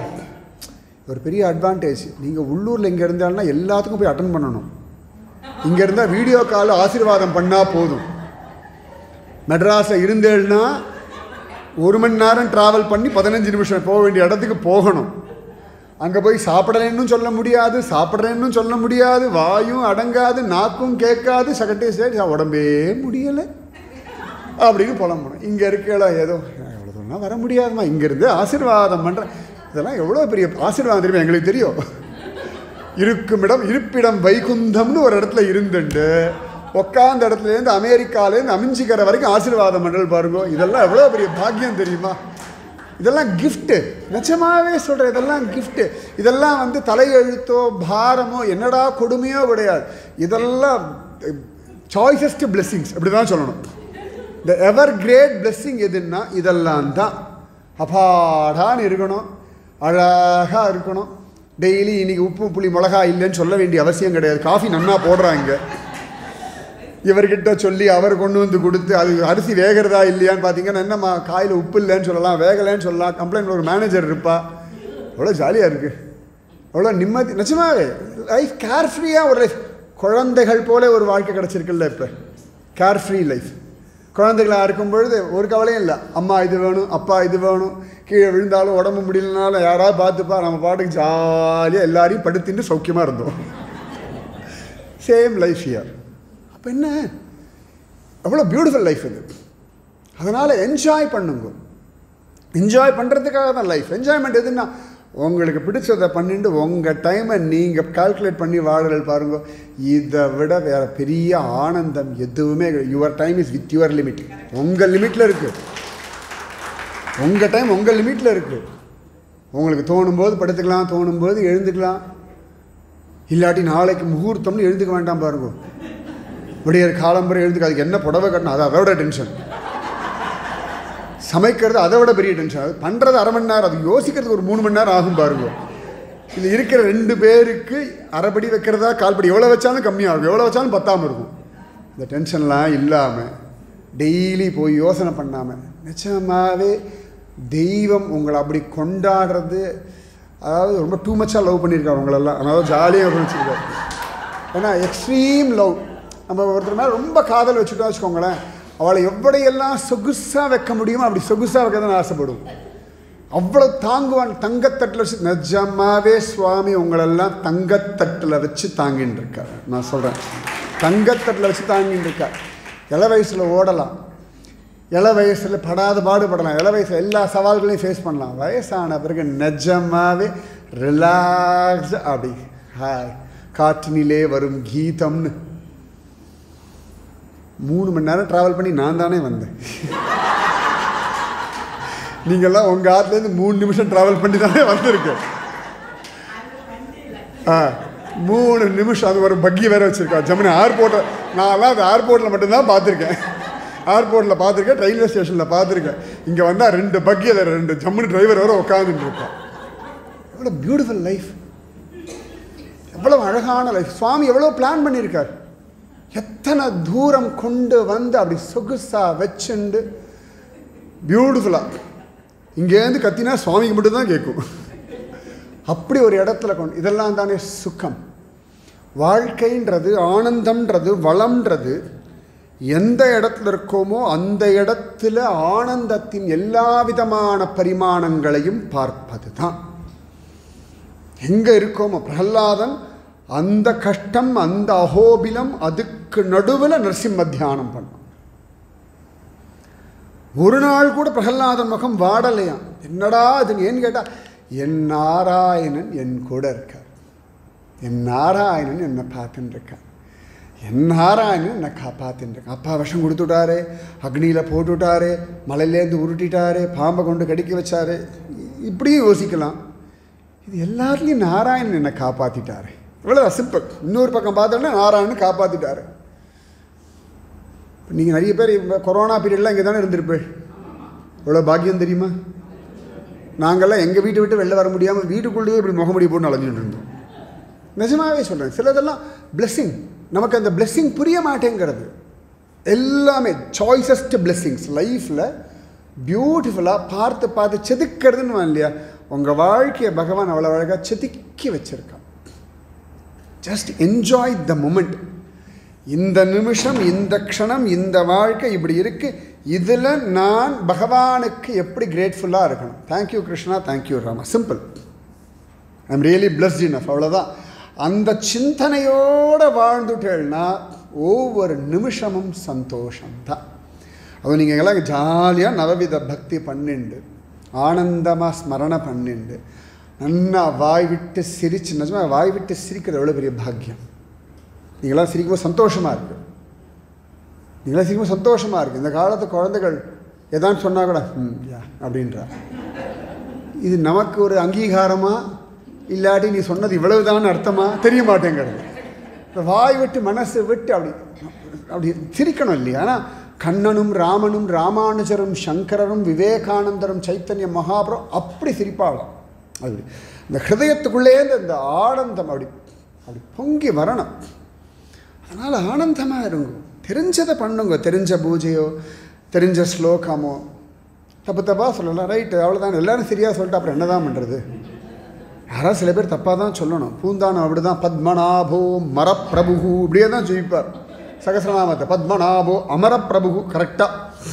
பத்மநாபோ மரப்பிரபு. டென்ஷன் ஆகிட்டார் நாராயண பட்டத்திரி. ஐயோ என்னையா நீ சம்ஸ்கிருதம் தெரியலன்னா விட்டுற வேண்டியதான. மரப்பிரபு சுவாமி என்ன மரத்துக்கெல்லாம் பிரபுவோ, மறிக்கிறவர்கள் மட்டும்தான் பிரபுவோ அப்படின்னு கிண்டலாக சொல்லிட்டார். பூந்தானத்துக்கு ரொம்ப வருத்தமாக போயிடுதுன்னு தப்புன்னா சொல்லலாம் இல்லையா, அப்படி பண்ணிட்டாரு. சரி, இனிமேல் நான் சகஸ்ரநாமம் சொல்லலேன்னு முடிவு பண்ணிட்டாராம். சொல்லியாச்சு. ஒரு குருவாயூரப்பனை சேவிச்சுட்டு நாராயண பட்டத்ரி அவர் வீட்டுக்கு போயாச்சு. சந்தியா காலம் ஆயாச்சு. சந்தியா காலமானால் ஒரு நாராயணியம் வாசிப்பார். முக்கியமாக யாராவது வருவா, அவளை கூப்பிட்டு உட்கார வச்சு நாராயணி ஸ்லோகத்தை வாசி எப்படி இருக்கு சொல்லுங்கள். இந்த ஹேமநாத பாகவதர் மாதிரி தான், நல்லா இருக்கா நல்லா இருக்கா நல்லா இருக்கா அப்படின்னு சொல்லி வாசிப்பார். அன்றைக்குன்னு பார்த்து ஒரு பிரம்மச்சாரி வந்துவிட்டான். நான் அப்படி கொடையெல்லாம் பிடிச்சிட்டு ஒரு நம்பூதிரி பிரம்மச்சாரி ஜம்முன்னு வந்துருக்கு. ஒரு கோமணத்தை கட்டி இந்த தேமேன்னு வந்துவிட்டான். பையன் உக்காந்தான். குழந்தை, உனக்கு சம்ஸ்கிருதம்லாம் தெரியுமோ? ஏதோ தெரியும் சுவாமி, நான் அப்படி வாசிக்கிறேன் கேளு. நான் சுவாமியை பற்றி எழுதினது நாராயணி. பாகவதம் இருக்கு இல்லையா, அந்த பாகவத்தோட கண்டென்ஸ்டு வெர்ஷன் தான் நாராயணி. கேட்குறியா? சொல்லுங்கோ, தெரிஞ்ச அளவு கேட்குறேன். ஏன்னா ரொம்ப டஃபஸ்ட்டு சான்ஸ்கிரிட். நாராயணியம் தேசிகருடைய ஸ்லோகங்கள் இதெல்லாம் தான் ரொம்ப டஃப். அதுக்கடுத்து டஃப்னா மகாபாரதம், அதுக்கப்புறம்னா பாகவதம். ஈஸியஸ்ட்டு சான்ஸ்கிரிட் எதுன்னா ராமாயணம் தான். அனுஷ்டுப் சந்தக, அவ்வளோதான். ரொம்ப சிம்பிள். ஈஸியஸ்ட்டு இது ராமாயணம் தான். அப்போ ஒரு வாசிக்கிறார். கொள்ளலாம், குழப்பமில்லை. ஒரு சொரத்தே இல்லையா அந்த பையன்கிட்ட. இருக்கார், என்னடா கொள்ளலாம் குழப்பம் இல்லைன்ற, இவ்வளோ பெரிய கிரந்தம் தெரியுமா? ஆனால் ஒரே தப்பு தப்பாக இருக்குது. என்னடா தப்பு இருக்கணும்? ஒவ்வொன்றுத்துலையும் ஒவ்வொரு தப்பு தப்பாக எடுத்து காட்டினான். ஒரு கழுகையே வந்தாச்சு நாராயண பட்டத்திரிக்கு. கரெக்டாக அவன் சொல்கிற தப்பெல்லாம் இருக்குது. நீ யாரப்பான்னு காலில் விழுந்தாராம். இப்போ குருவாயூரப்பன் சிரிச்சானான். என்னமோ பத்மநாபோ மரப்பிரபுன்னு சொன்னதுக்கு என்னமோ அவ்வளோ கிண்டல் பண்ணியே. நான் மரத்துக்கும் பிரபு, மறிக்கிறவாளுக்கும் பிரபு, அமரர்களுக்கும் நான் தான் பிரபு. தெரியலனா சொல்லிக் கொடு, அதுக்கு என்ன கிண்டல் பண்ணா? ஓன்னு அழுதார் பட்டத்திரி. இந்த பூந்தானத்துக்காக இவ்வளோ தூரம் வந்தியா? ஒருவேளை நம்ம தப்பாக இருந்தால் வச்சுக்கோங்களேன், நமக்கு சப்போர்ட் பண்ணுறதுக்கு சுவாமி இருக்கா. கரெக்டாக இருந்தால் கீழே விழுந்துருவோம். இந்த தப்பு பண்ணிகிட்டே இருந்தோம் வச்சுக்கோங்களேன், இந்த கிரேஸ் மார்க்கில் தப்பிச்சு வந்துடலாம். நம்ம மார்க்கெலாம் நம்ம பேரன் பேத்தி கேட்கல, சந்தோஷப்பட்டுக்கோங்க. கேட்டதுக்கெல்லாம் உடனே ஒரே பதில் சொல்லுவோம். அந்த காலத்து பியூசி, அந்த காலத்து 10th, இப்படியே சொல்லி ஓட்டின்னு இருக்கோம் காலத்தை. அதுக்கெல்லாம் நம்ம படித்த அந்த காலத்து விஷயம்லாம் இந்த காலத்து எல்கேஜி யூகேஜி 3rd ஸ்டாண்டர்ட்லேயே முடிச்சு விட்றதுக்கு. சரியாக சொல்லணும்னா, நான்லாம் காலேஜில் படித்த கம்ப்யூட்டர் விஷயத்தை என் பிள்ளை 7ஆவதுல படிச்சுட்டு இருக்கான். உனக்கு இப்பயே வந்துருத்தாடா? இப்போ இதெல்லாம் போன வருஷத்துக்கு முந்தின வருஷமே வந்துருத்துன்றான் அவன் எனக்கு. அப்போ அப்படி தான் போயின்னு இருக்கு. அப்போ தவறுகள் தப்பு கிடையாது. சுவாமி ஃபீல் பண்ணலையே. அறிவொன்றும் இல்லாத ஆய்குலத்து உந்தன்னை பிறவி பெருந்தனை புண்ணியம் யாமுடையோ. தவறுகள் பண்ணுறவாகிட்ட பகவானுக்கு வந்து அவ்வளோ ஒரு ஆசை இருக்கான். இந்த குழந்தை மழலையில் தப்பு தப்பாக தானே பேசுறது. நான் நேற்றுக்கு போவேன், நாளைக்கு வந்தேன், அதான் அழகு. குழந்தையோட மழலைக்கு ஏண்டா அழகுன்னா அதுக்கு கிராமர்லாம் தெரியாது, வார்த்தைகள் தெரியும், அவ்வளோதான். குழந்தைகளுக்கு நீ நானே தெரியாது, எனக்கு வேணும்னு சொல்ல தெரியாது. தன் பேரை சொல்லி அனிருத்துக்கு வேணும், கங்காவுக்கு வேணும், இப்படி தான் சொல்லுமே ஒழிய நான் கூட சொல்லு. ஆனால் அச்சோடி அப்படின்னு தான் நம்ம கொஞ்சம் ஒன்றுமே தெரியும். Ignorance is a bliss. ஒன்றும் தெரியலன்னா அதுக்கெல்லாம் கவலைப்படாதீங்கோ. சில பேருக்கு ஒரு 50 ஸ்லோகம் தெரியும், தெரிஞ்சுட்டு போட்டோம். நமக்கு ஸ்லோகமே தெரியல, அதுவே அட்வான்டேஜ். கிருஷ்ணான்னு மட்டும் கத்திட்டு போயிடுவோம். நான் ஸ்லோகம் சொன்னால் அதில் வர அப்புறம் அதில் அக்கண்ணா இக்கண்ணா, அதுவும் தமிழ்காரா அந்த பாகவதம் வாசித்தா மலையாளிகளுக்கு டென்ஷன் வரும். நான் பார்த்துருக்கேன். தமிழ்காரா நாராயணி வாசித்தா அந்த மலையாளிகளுக்கு கோவம் வரும். ஒரு எல்லாத்துக்கும் ஒரே கேவை சொல்லின்னு இருக்கு. அது க க க அப்படின்வா. பெரிய அவள் டென்ஷன்லேயே இருப்பாள். நான் பார்த்துருக்கேன். ஒரு டென்ஷனாக நாராயணி தானே வாசிக்கிறா, நீங்கள் என்ஜாய் பண்ண வேண்டியதானே. தப்பு தப்பாக வாசிக்கிறாள். ஏன்னா அவளுக்கு அந்த டென்ஷன், அந்த அக்ஷரத்தில் மனசு போய்டுறது. ஆனால் தப்பு தப்பாக வாசிக்கக்கூடியவர்கள் ரசித்து குருவாயூரப்பனை நினச்சிட்டு ஐயோ என் வாயிலையும் நாராயணியம் வருதேன்னு வாசிக்கிறா பாருங்க. அந்த நாராயணியம் தான் குருவாயூரப்பனுக்கு ரொம்ப பிடிச்ச நாராயணி. நீங்கள் 1000 பெரிய ஸ்காலர்ஸ் திருப்பாவை சொல்லட்டும், ஒரு குஞ்சு பாப்பா வந்து மார்கழி திங்கள் இப்படி பார்த்துட்டு சொல்கிறது, அதுக்கு முன்னாடி எந்த ஸ்காலர் சொல்கிற திருப்பாவையும் பக்கத்தில் நிற்காது. சத்தியமாக சொல்கிறேன். அதுவும் நம்ம ஃபாரினில் இருக்க குழந்தைகள்லாம் அங்கே அதுங்களுக்கு அந்த தமிழோட தகராறு தான். ஆனால் அது மார்கழி திங்கள் மதி நேராய்ந்தானா அது கூட ஒரு ஸ்லாங்கில் தான் வரும், ஒரு யூஎஸ் ரிட்டன். ஆனால் நிஜமாகவே ஆண்டாளுக்காக சொல்கிற திருப்பாவை அதுதான். மற்றவா சொல்கிற திருப்பாவையில் ஈகோ தான் இருக்கும். அந்த குழந்தைகள் சொல்கிற திருப்பாவையில் தான் பக்தி இன்னி வரைக்கும் நான் பார்த்துட்டுருக்கேன். அதுதான் வசத்தி. அப்போ கதர்றார் பட்டத்ரி. பிரபோ, அந்த பூந்தானத்துக்காக ரெக்கமெண்டேஷன் வந்தியோ? ஆமாம், அவனுக்கு வேறு யாரும் கிடையாது, நான் தான் இருக்கேன். குருவாயிருப்பேன் சொல்கிறான். அவனுக்கு நான் தான் பேசுவேன், எனக்கு யார் பேசுறதுக்குலாம் கவலையப்படாதீங்க. குருவாயூரப்பன் இருக்கான், எங்கே வேணுமோ எப்படி வேணுமோ வந்து பேசுவான். அவ்வளோ அழகா பேசிட்டு போய் சொல்லு அவன்கிட்ட, எப்படி சொல்லணும்னு கற்றுக் கொடு அப்படி. ஓடி வந்து சொல்கிறார் பட்டத்ரி, மன்னிச்சுடுங்கோ பூந்தானம், நீங்கள் சகசநாமம் சொன்ன. இல்லை நான் தப்பு தப்பாக சொல்கிறேன். ஐயா நீ சொல்லிடியா, இல்லாட்டி என் நாராயணியம் பாடு திண்டாட்டமாக போய்டுறது, ஒரே குத்தமாக இருக்குது, தயவு செஞ்சு நீ சொல்லு. என்ன ஆச்சுன்னா குருவாயூரப்பன் வந்தான். ஓன்னு அழறார் பூந்தானம். நீங்கள் எதுக்கு அழறேன்னா, எனக்காக குருவாயூரப்பன் கால் வலிக்க நடந்து வந்தானான்னு அழறார். எனக்காக வந்தானேன்னு திமிரு வரலையா, எனக்காக வந்தானா பேசினானா. அவர் இவர் காலில் விடுறார். எதுக்கே என் காலில் விடுற? உங்களை தேடி தானே வந்தான், என்னை தேடி வரலையே. தப்புன்னு சொன்ன உங்களை தேடின்னு வந்து தப்பில்லைன்னு சொன்னானே ஒழிய, பரவாயில்ல நீ வாசி நேரம் என்கிட்ட வந்து சொல்லியிருக்கலாமோ இல்லையோ, நீங்கள் தான் பெரியவர். அதான் மனசு, இவ்வளோதான் மனசு. சரி, தவறுகள் செய்கிறது நம்ம ஸ்வபாவம். எவ்வளோ வாழ்க்கையில் நிறைய தப்பு பண்ணியிருப்போம், wrong decision, yes. So what, life is an experience. எக்ஸ்பீரியன்ஸ்னால் என்ன? தவறுகள் வரும். இந்த வேலைகளெல்லாம் போடுவான் எக்ஸ்பீரியன்ஸ், 10 years எக்ஸ்பீரியன்ஸ். என்னடா அர்த்தம்னா, எவ்வளோ அடித்தாலும் தாங்குவான், ஓட மாட்டான், அவ்வளோதான். கரெக்டாக பண்ணுவான்னு கேரண்டிலாம் கிடையாது. 10 வருஷமாக இந்த ஃபீல்டில் இருக்கான், நிறைய அப்ஸ் அண்ட் டவுன்ஸ் பார்த்துருக்கான், நிச்சயமாக தாங்கி நிற்பான், இவ்வளோதானே ஒழிய கேரண்டியாக ஃபஸ்ட் கிளாஸாக பண்ணுவான்லாம் கேரண்டி கிடையாது. வாழ்க்கையே அனுபவம் தான். தவறுகளே பண்ணலைன்னா ரொம்ப கீழே விழுந்துருவோம். அப்பப்போ தவறுகள் பண்ணாலும் கிருஷ்ணா மன்னிச்சுடுன்னு சொல்கிறதுக்காவது ஒரு ஆப்ஷன் இருக்குது. தவறுகள் பண்ணால் சாரின்னு கிருஷ்ணகிட்ட சொல்கிறதுக்காவது ஒரு மனசு இருக்குது. என்ன மன்னிச்சுடுப்பான்னு அழறதுக்கு ஒரு சான்ஸ் கிடைக்காது. தவறுகள் சில சந்தர்ப்பங்களில் நம்ம வாழ்க்கையில் தப்பான டெசிஷன் எடுத்திருப்போம். குழந்தைகள் வேறு ஏதோ படிக்கிறேன்னு சொல்லியிருப்பான், நம்ம வேறு ஏதோ படின்னு சொல்லியிருப்போம், அது இப்போ புலம்பிருப்போம். அதெல்லாம் பெருசாக எடுத்துக்காதீங்க. அன்றைக்கி அது பெருசுன்னு தோணித்து படிக்க வச்சோம், அவ்வளோதான். அதுக்கப்புறம் ஃபீல்டு வேணால் அது மாற்றிட்டு போட்டோம். இல்லாட்டி அந்த ஃபீல்டு அதுக்கு வாழத்தில் நம்ம மேலே பொறுப்பு எடுத்துக்க முடியாது. ஏன்னா வயசாக வயசாக இந்த பொறுப்புகள்லாம் எடுத்துக்காதீங்க. முடிச்சாச்சப்பா, இது உன் வாழ்க்கை, இனி உன் பாடு, அம்மா நீ பார்த்துக்கோ, அவ்வளோதான். அதுக்கு மேலே இவர்களெல்லாம் மனசுக்குள்ளே ஏற்றிண்டு உங்களை நீங்கள் பாரமாக ஃபீல் பண்ணுறதுக்கு அவசியம் இல்லை.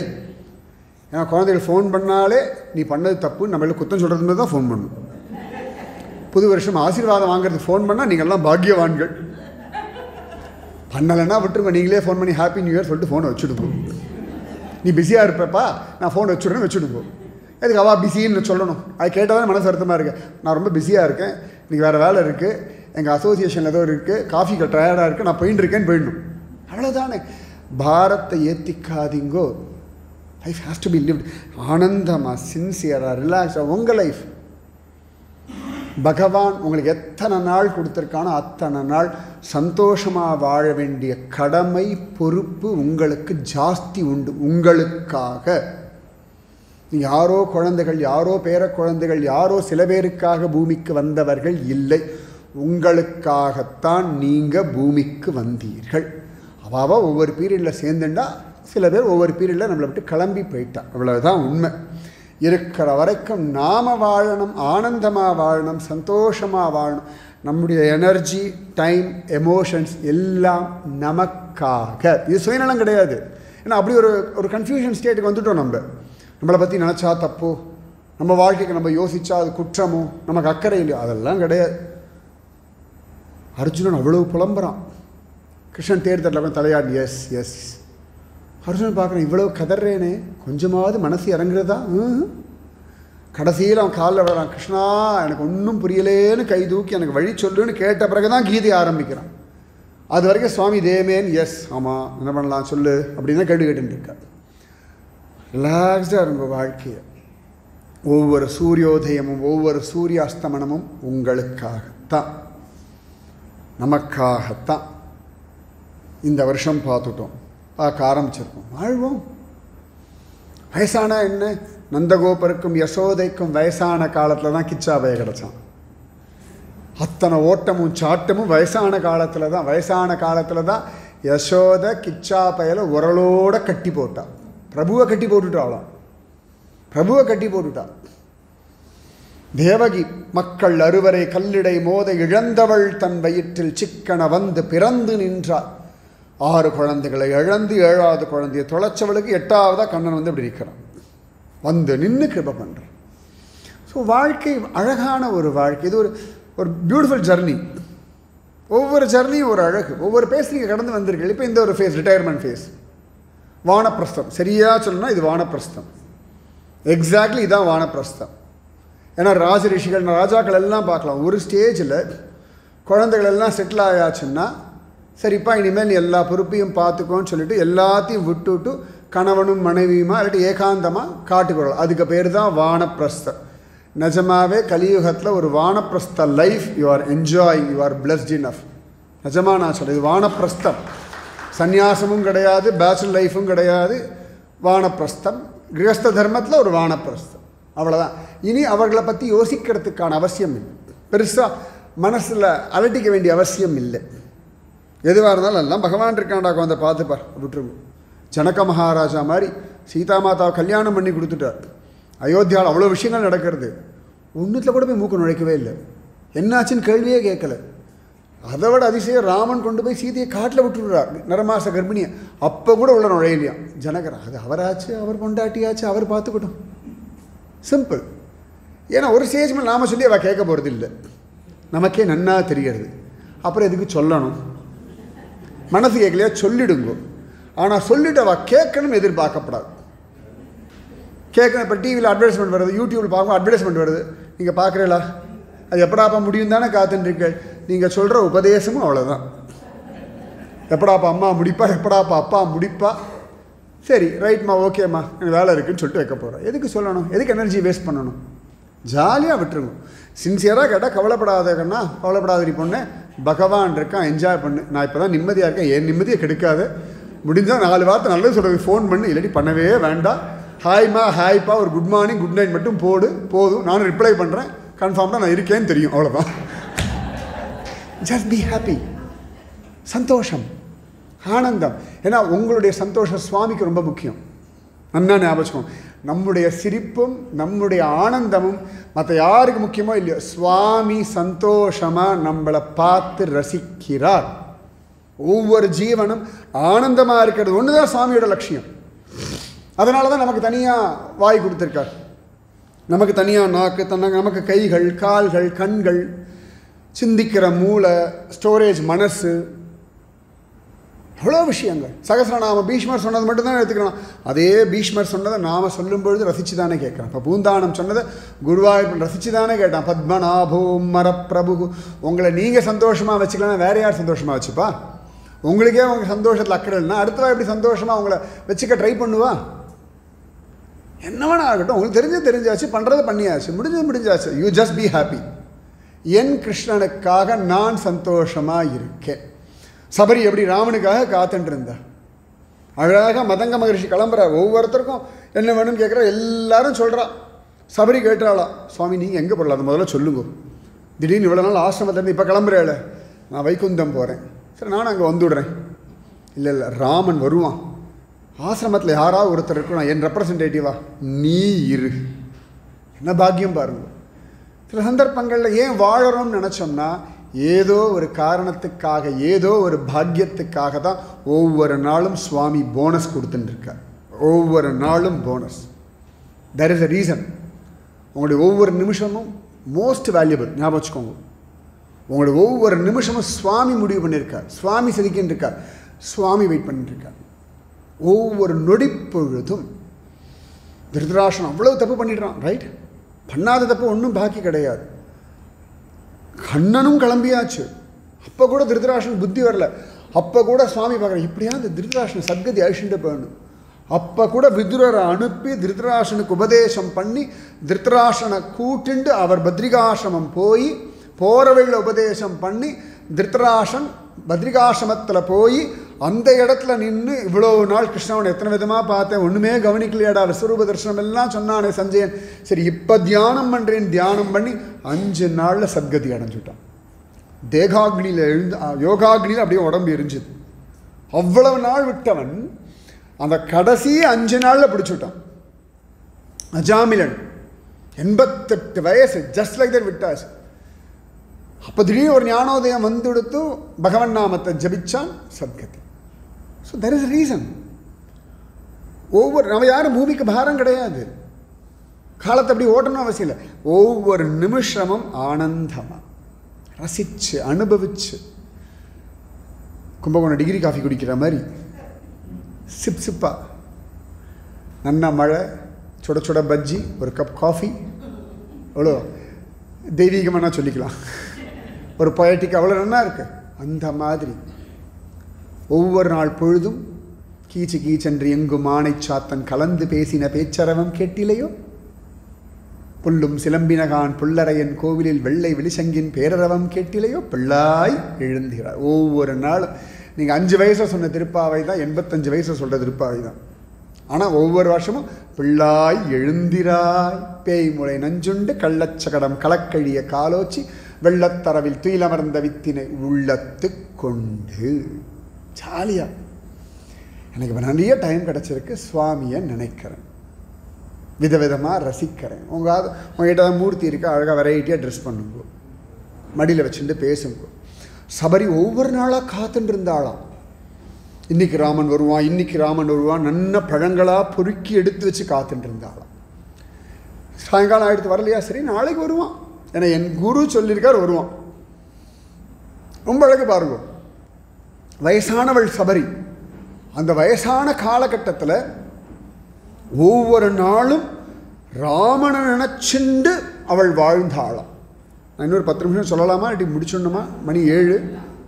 ஓகே, வேணா நான் 10 நிமிஷம் லேட்டாக வந்து காம்பன்சேட் பண்ணுறதுக்காக இல்லைங்களா? எனக்கு உங்களோட டைமிங் தெரியாது, சாப்பிட்ற டைமிங், டின்னர் டைமிங், அதுக்காக கேட்டுக்கிறேன். No issues, thank you. ஸோ அவ்வளோ அழகாக ஒவ்வொரு நாளும் சபரி என்னடா அது யோசிக்கலாம். இன்றைக்கி ராமன் வருவான், ஃப்ரெஷ்ஷாக ராமன் உட்காரத்துக்காக மேடையெல்லாம் தயார் பண்ணி ஒவ்வொரு நாளாக ராமனுக்காக பழங்கள் எடுத்து வச்சு, புஷ்பங்கள் எடுத்து வச்சு காத்துட்டுருக்கான். ஒவ்வொரு நாளாக இந்த பக்கம் வருவானோ, இந்த பக்கம் வருவானோ, எல்லா பக்கமும் முள் கல்லெல்லாம் எடுத்துவிட்டு சுத்தம் பண்ணி காத்துட்டுருக்காள். ஒரு நாள் ராமன் வருவான். ஒவ்வொரு நாளும் காத்துட்டுருந்தோம். தியாகராஜர் அப்படி தான் காத்துட்டு இருந்தார். திடீர்னு ஒரு நாள் ராத்திரி கதவை தட்டி ராமன் வந்துட்டு, ராமன் வந்திருக்கேன் அப்படின்னுட்டான். அதானே பகவான். அந்த காத்திருந்ததுக்கு ஒரு மரியாதை கண்ணன் கொடுத்துருவான். No doubt. வாழ்க்கையில் காத்திருக்கிறது ஒரு சுகம். காத்துன்றதுக்கு அப்படி ஒரு கிருபையை பண்ணிட்டானா. சபரிக்கு அவ்வளவு சந்தோஷம்.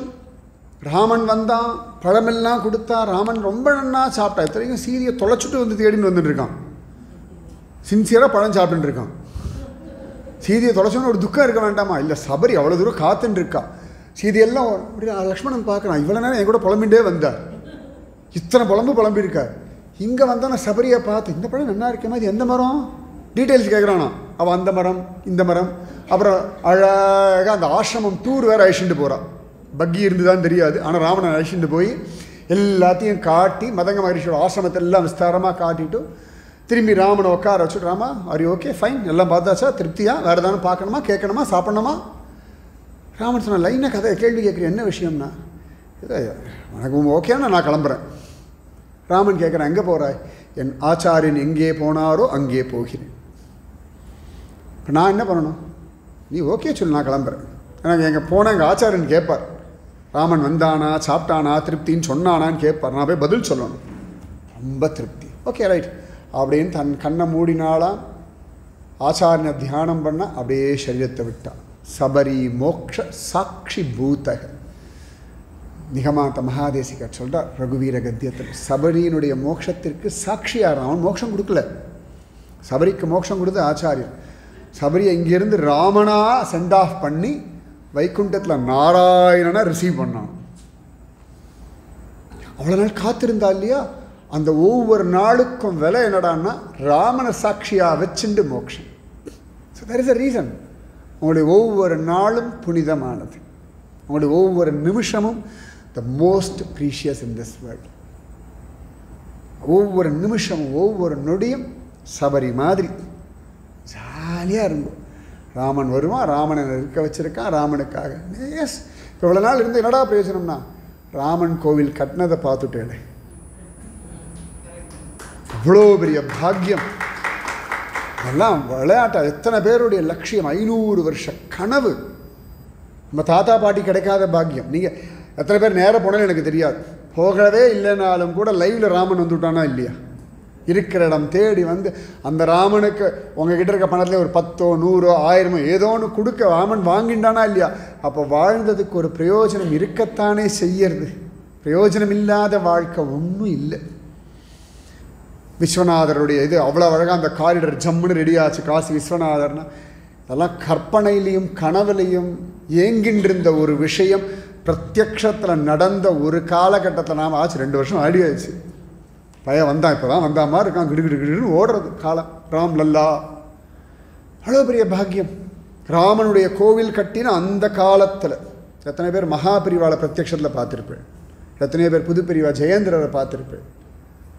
என்ன கோட்டி ஜன்ம சுகிருத்தம். எத்தனையோ கோவில் போயிருப்பேன், எத்தனையோ மகாத்மாக்கள் பார்த்துருப்பேன், எத்தனையோ பேர் தரிசனம் பண்ணியிருப்பேன்.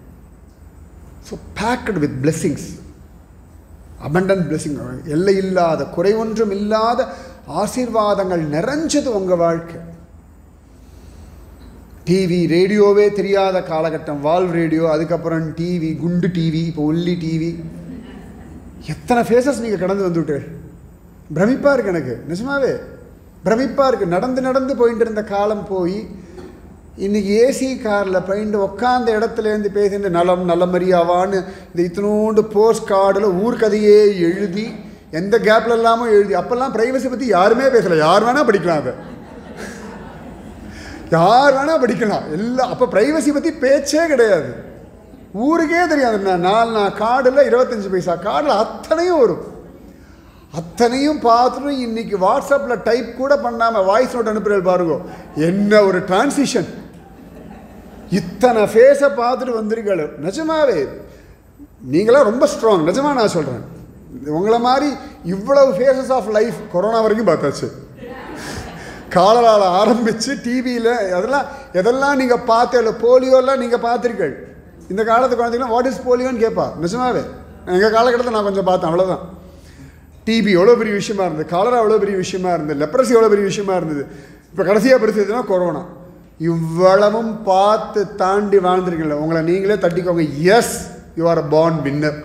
இவ்வளவு நாள் இவ்வளவத்தையும் பார்த்து தாண்டி வந்து ஜம்முன்னு வாழ்ந்துருக்கல.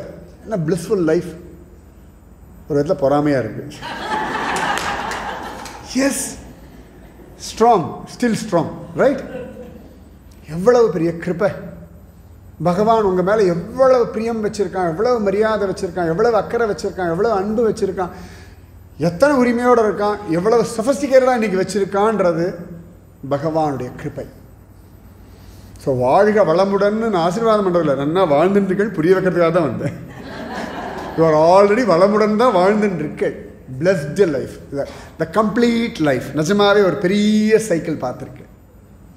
60 வயசு பார்த்தாலே ஒரு அரை சைக்கிள் ஆயாச்சு. அத்தனை விஷயங்கள், எத்தனை பொலிட்டிக்கல் விஷயங்கள் பார்த்துருப்பேன், எத்தனை ஏற்ற இறக்கங்கள் பார்த்துருக்கேன். இவ்வளவும் தாண்டி இன்னைக்கு ராமனுடைய கோவிலையும் கட்டுறதையும் பார்த்துட்டேன்னா நன்னா ஆசீர்வாதம் பண்ணுங்க. அடுத்த தலைமுறை இன்னும் நன்னா இருக்கும். எப்படி ஒரு காலன்னு பயப்படாதீங்க, இந்த மாதிரி பெயிண்ட் இருக்காளுன்னு கவலைப்படாதீங்க.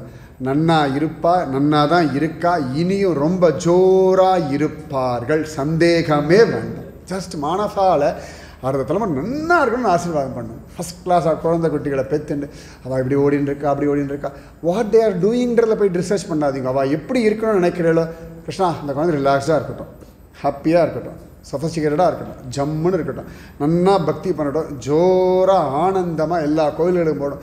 அவள் எப்படி இருக்கணும்னு நீங்கள் ஆசைப்படுறீங்களோ அதை மட்டும் நினச்சிண்டு ஆசீர்வாதம் பண்ணுங்க. அவள் எப்படி இருக்கான்றதை விட்டுடுங்க, அது வேண்டாம். அது நீங்கள் ஒரு பக்கம் பார்க்கல, இன்னொரு பக்கம் நான் பார்க்க. நிஜமாகவே அவள்லாம் ரொம்ப ஸ்மார்ட்டாக இருக்கா, ரொம்ப அலட்டிக்கிறது இல்லை, ரொம்ப ஈசிக்கிறது இல்லை, ரொம்ப ஒட்டிக்கிறது இல்லை, அப்புறம் முகத்திலேயே முழிக்க மாட்டேன், இந்த சண்டையும் போடுறதில்லை, ஹாய் பாய்னு அழகாக இருக்கா. நானும் உன்னை டிஸ்டர்ப் பண்ண மாட்டேன், நீ என்னை டிஸ்டர்ப் பண்ணாது.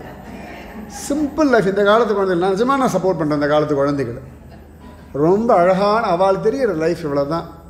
உங்களை மாதிரி வாயை கட்டி வைத்த கட்டி எல்லாத்தையும் சேமிச்சாங்கல்ல, இப்போயே தான் என்ஜாய் பண்ணால் தான் உண்டு, இப்போயே என்ஜாய் பண்ணால் தான் உண்டு. எப்போ பார்த்தாலும் எல்லாத்தையும் போட்டுன்னு இருக்க முடியாதுமா, ஏதோ ஒரு வேலைக்கு போகிறேன். நீங்களாம் அந்த காலத்து 60 வயசு ரிட்டையர், அந்த காலத்து 40 வயசு ரிட்டையர் ஆகணும்னு பிளான் பண்ணுறதுக்கு. 40 வயசுக்கு ரிட்டையர்மெண்ட் பிளான் பண்ணுறோன்னா எவ்வளோ புத்திசாலி, நம்மளே எவ்வளோ புத்திசாலி. They are planning about at the age of 40. சிம்பிளாக லைஃப் என்ஜாய் பண்ணிட்டு இருக்கா. நினச்சா அழகாக ஊருக்கு கிளம்பி போய்ட்றா. வீக்கெண்டாக போயிடலாம், 4 நாள் வீக்கெண்டாக ரைட் கார் எடுத்துக்க போகலாம் ஜாலி. நிஜமாகவே இளமையிலேயே அவள் எல்லாத்தையும் என்ஜாய் பண்ணுறா. உங்களை மாதிரியே குழந்தை குட்டி குடும்பம் அதுகள் நன்னா இருக்கணும், வாயை கட்டி வயிற்ற கட்டி 50 வயசில் வீடு வாங்குறேன். இந்த காலத்து குழந்தைங்க 50 வயசு தான் வீடு வாங்குறா.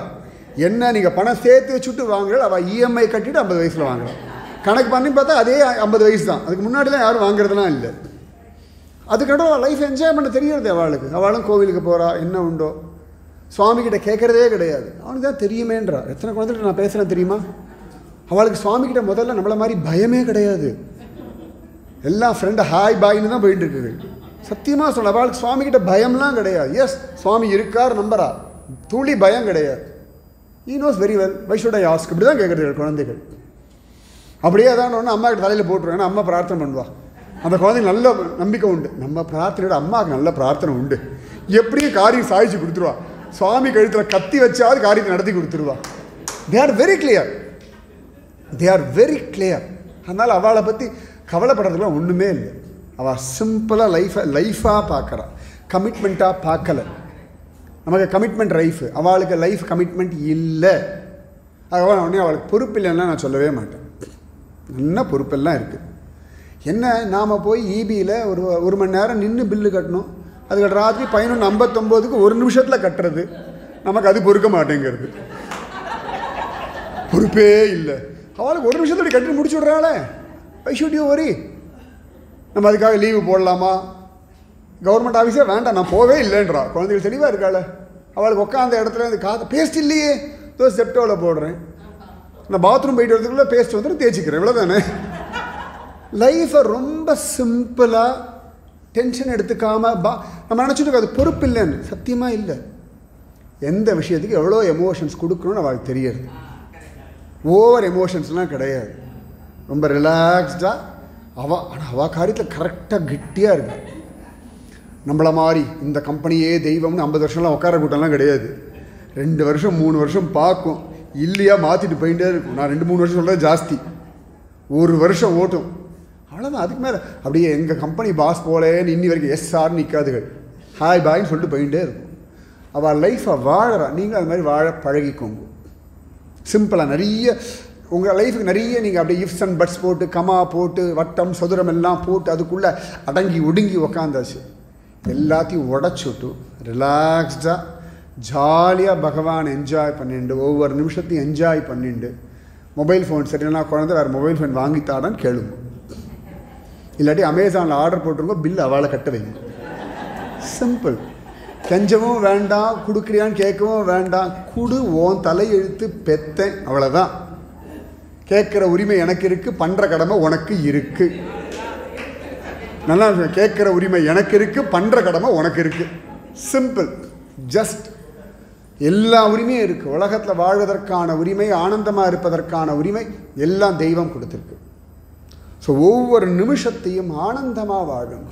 ஆனந்தமான வாழ்க்கை தெய்வம் பார்த்து பார்த்து எல்லாம் பண்ணிட்டு இருக்கு. இவ்வளவு தூரம் நடத்திடுத்து தெய்வம். இருக்கிற காலத்தையும் அழகாக நடத்தும். லேசாக அப்பாடான்னு ஒரு ரிலாக்ஸ்டு லைஃப். நிஜமாக ஒரு வானப்பிரஸ்தம் லைஃப். வானப்பிரஸ்தம் எதுக்குன்னா ரிலாக்ஸ்டாக தேவையில்லாத சிந்தனைகள் எல்லாத்தையும் குறைச்சிண்டு உங்களுக்கு தேவையான சிந்தனை மட்டும் வச்சுண்டு உடம்பை பார்த்துண்டு ஆரோக்கியமாக நிம்மதியாக வாழ்வதற்காகத்தான் இந்த ரிட்டையர்மெண்ட் கம்யூனிட்டி லைஃப். அவ்வளோ பெரிய பாக்கியம் தெரியுமா அதெல்லாம். இந்த காலத்து குழந்தைகள் நிறைய பேர் என்கிட்ட கேட்குறா, குருஜி உங்களோட அபிப்பிராயம் என்ன ரிட்டையர்மெண்ட் கம்யூனிட்டி பற்றி? சில குழந்தைகள்லாம் இந்த ஊர் நல்லா இருக்கா, அந்த ஊர் நல்லா இருக்கா, எந்த ரிட்டையர்மெண்ட் கம்யூனிட்டி நல்லா இருக்குன்ற வரைக்கும் தகவல்கள் சேர்க்க ஆரம்பிச்சிட்டா. அவள் அப்பா அம்மாவுக்காக இல்லை, அவளுக்காக அவள் கேட்க ஆரம்பிச்சிட்டா. தே are very clear. So just relax. உங்கள் கடமைகள்லாம் அழகாக முடிச்சாச்சு. இது பியூட்டிஃபுல் லைஃப். இப்போ ரிலாக்ஸ் பண்ணுற டைம். ஆனந்தமாக யசோதா மாதிரி நந்தகோபர் மாதிரி லைஃப் என்ஜாய் பண்ணுங்கோ. சுவாமியை என்ஜாய் பண்ணுங்கோ. தெரிஞ்ச ஸ்லோகத்தை வாசிங்கோ, தெரியாத ஸ்லோகத்தை கற்றுக்கோங்கோ. டென்ஷன் எடுத்துக்காதீங்க. டென்ஷன் எடுத்துனா தான் கொடுப்போம், எடுத்துக்க வேண்டாமே. ஜாலியாக காஃபி டீயை சாப்பிட்டுண்டு நல்லா சாப்பிட்டுண்டு ஜாலியாக தூங்கிண்டு ரிலாக்ஸ் பண்ணிண்டு சுவாமிக்கு தேங்க்ஸ் சொல்லிண்டு போயிட்டு வந்த கோவில்களை நினச்சிண்டு வெயில் வந்தால் ஏசியை போட்டுண்டு குளிர்னா போர்வையை போத்துண்டு ஜஸ்ட் என்ஜாய். ரொம்ப போர்டுச்சுன்னா பக்கியில் உட்காந்து சுற்றின்னு இருக்கோம். ஜாலியாக வீதி யாரை வருவானேன்ற மாதிரி ஜாலியாக சுற்றும். Enjoy your life. அழகான வாழ்க்கை. இவ்வளவு தூரம் சக்ஸஸ்ஃபுல் கேரியர் உங்களது எல்லாருதுமே. நீங்கள் என்ன படிச்சீர்கள், என்ன வாழ்ந்தேன்றதை விட சக்ஸஸ்ஃபுல் கேரியர், லைஃபோட அத்தனை அப்ஸ் அண்ட் டவுன்ஸ் பார்த்து, உங்கள் அப்பா காலத்தில் வீட்டில் 12 உருப்படி இருக்கும், அப்பா ஒருத்தர் சம்பாத்தியத்தில் அது டெய்லியே நீர்மோர் தான். ஸ்ரீராமநவமி நீர்மோர் இல்லை, டெய்லியே நீர்மோர் தான் வாழ்க்கையில். ஒரு வெங்கலப்பானையில் ஆரம்பித்து இன்றைக்கி எலக்ட்ரிக் குக்கர் வரைக்கும் சேஞ்ச் ஆகி வந்திருக்கு. விறகு அடுப்பு, குமிட்டி அடுப்பை தாண்டி, கேஸ் அடுப்பை தாண்டி, அவ்வளோ அழகாக எலக்ட்ரிக் அடுப்பு வரைக்கும் சுவாமி கொண்டு வந்து விட்டுவிட்டார்.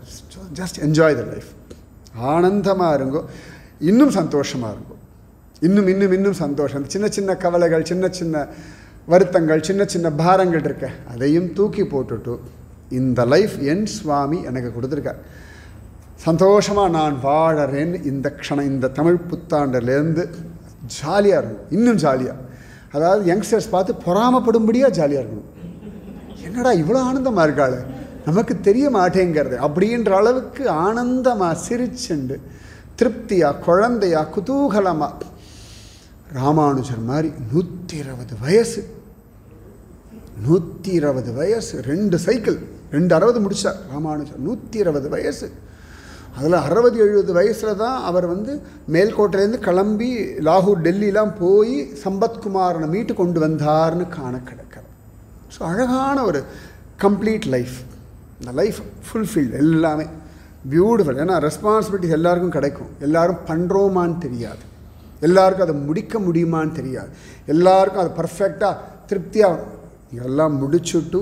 அதனால தான் பகவான் கிஃப்டடாக ஒரு ரிட்டையர் கம்யூனிட்டி லைஃப் கொடுத்துருக்காங்க. Yes, you did your job very well, கர்மண்யேவ அதிகாரஸ்தே, நான் உனக்கு அவ்வளோ அழகான வாழ்க்கையை தரேன்னு சொல்லிட்டு தான் சுவாமி கொண்டு ரிட்டையர் கம்யூனிட்டியில் வச்சுருக்கேன், பிக்கல் பிடுங்கள் இல்லாமல். அதனால் ஜஸ்ட் என்ஜாய் த லைஃப். வாழ்க வளமுடன். ராதே ராதே ராதே. சர்வத்திர கோவிந்தநாம சங்கீர்த்தனம் கோவிந்தா. ஜெய் ஜானகி காந்த ஸ்மரணம்.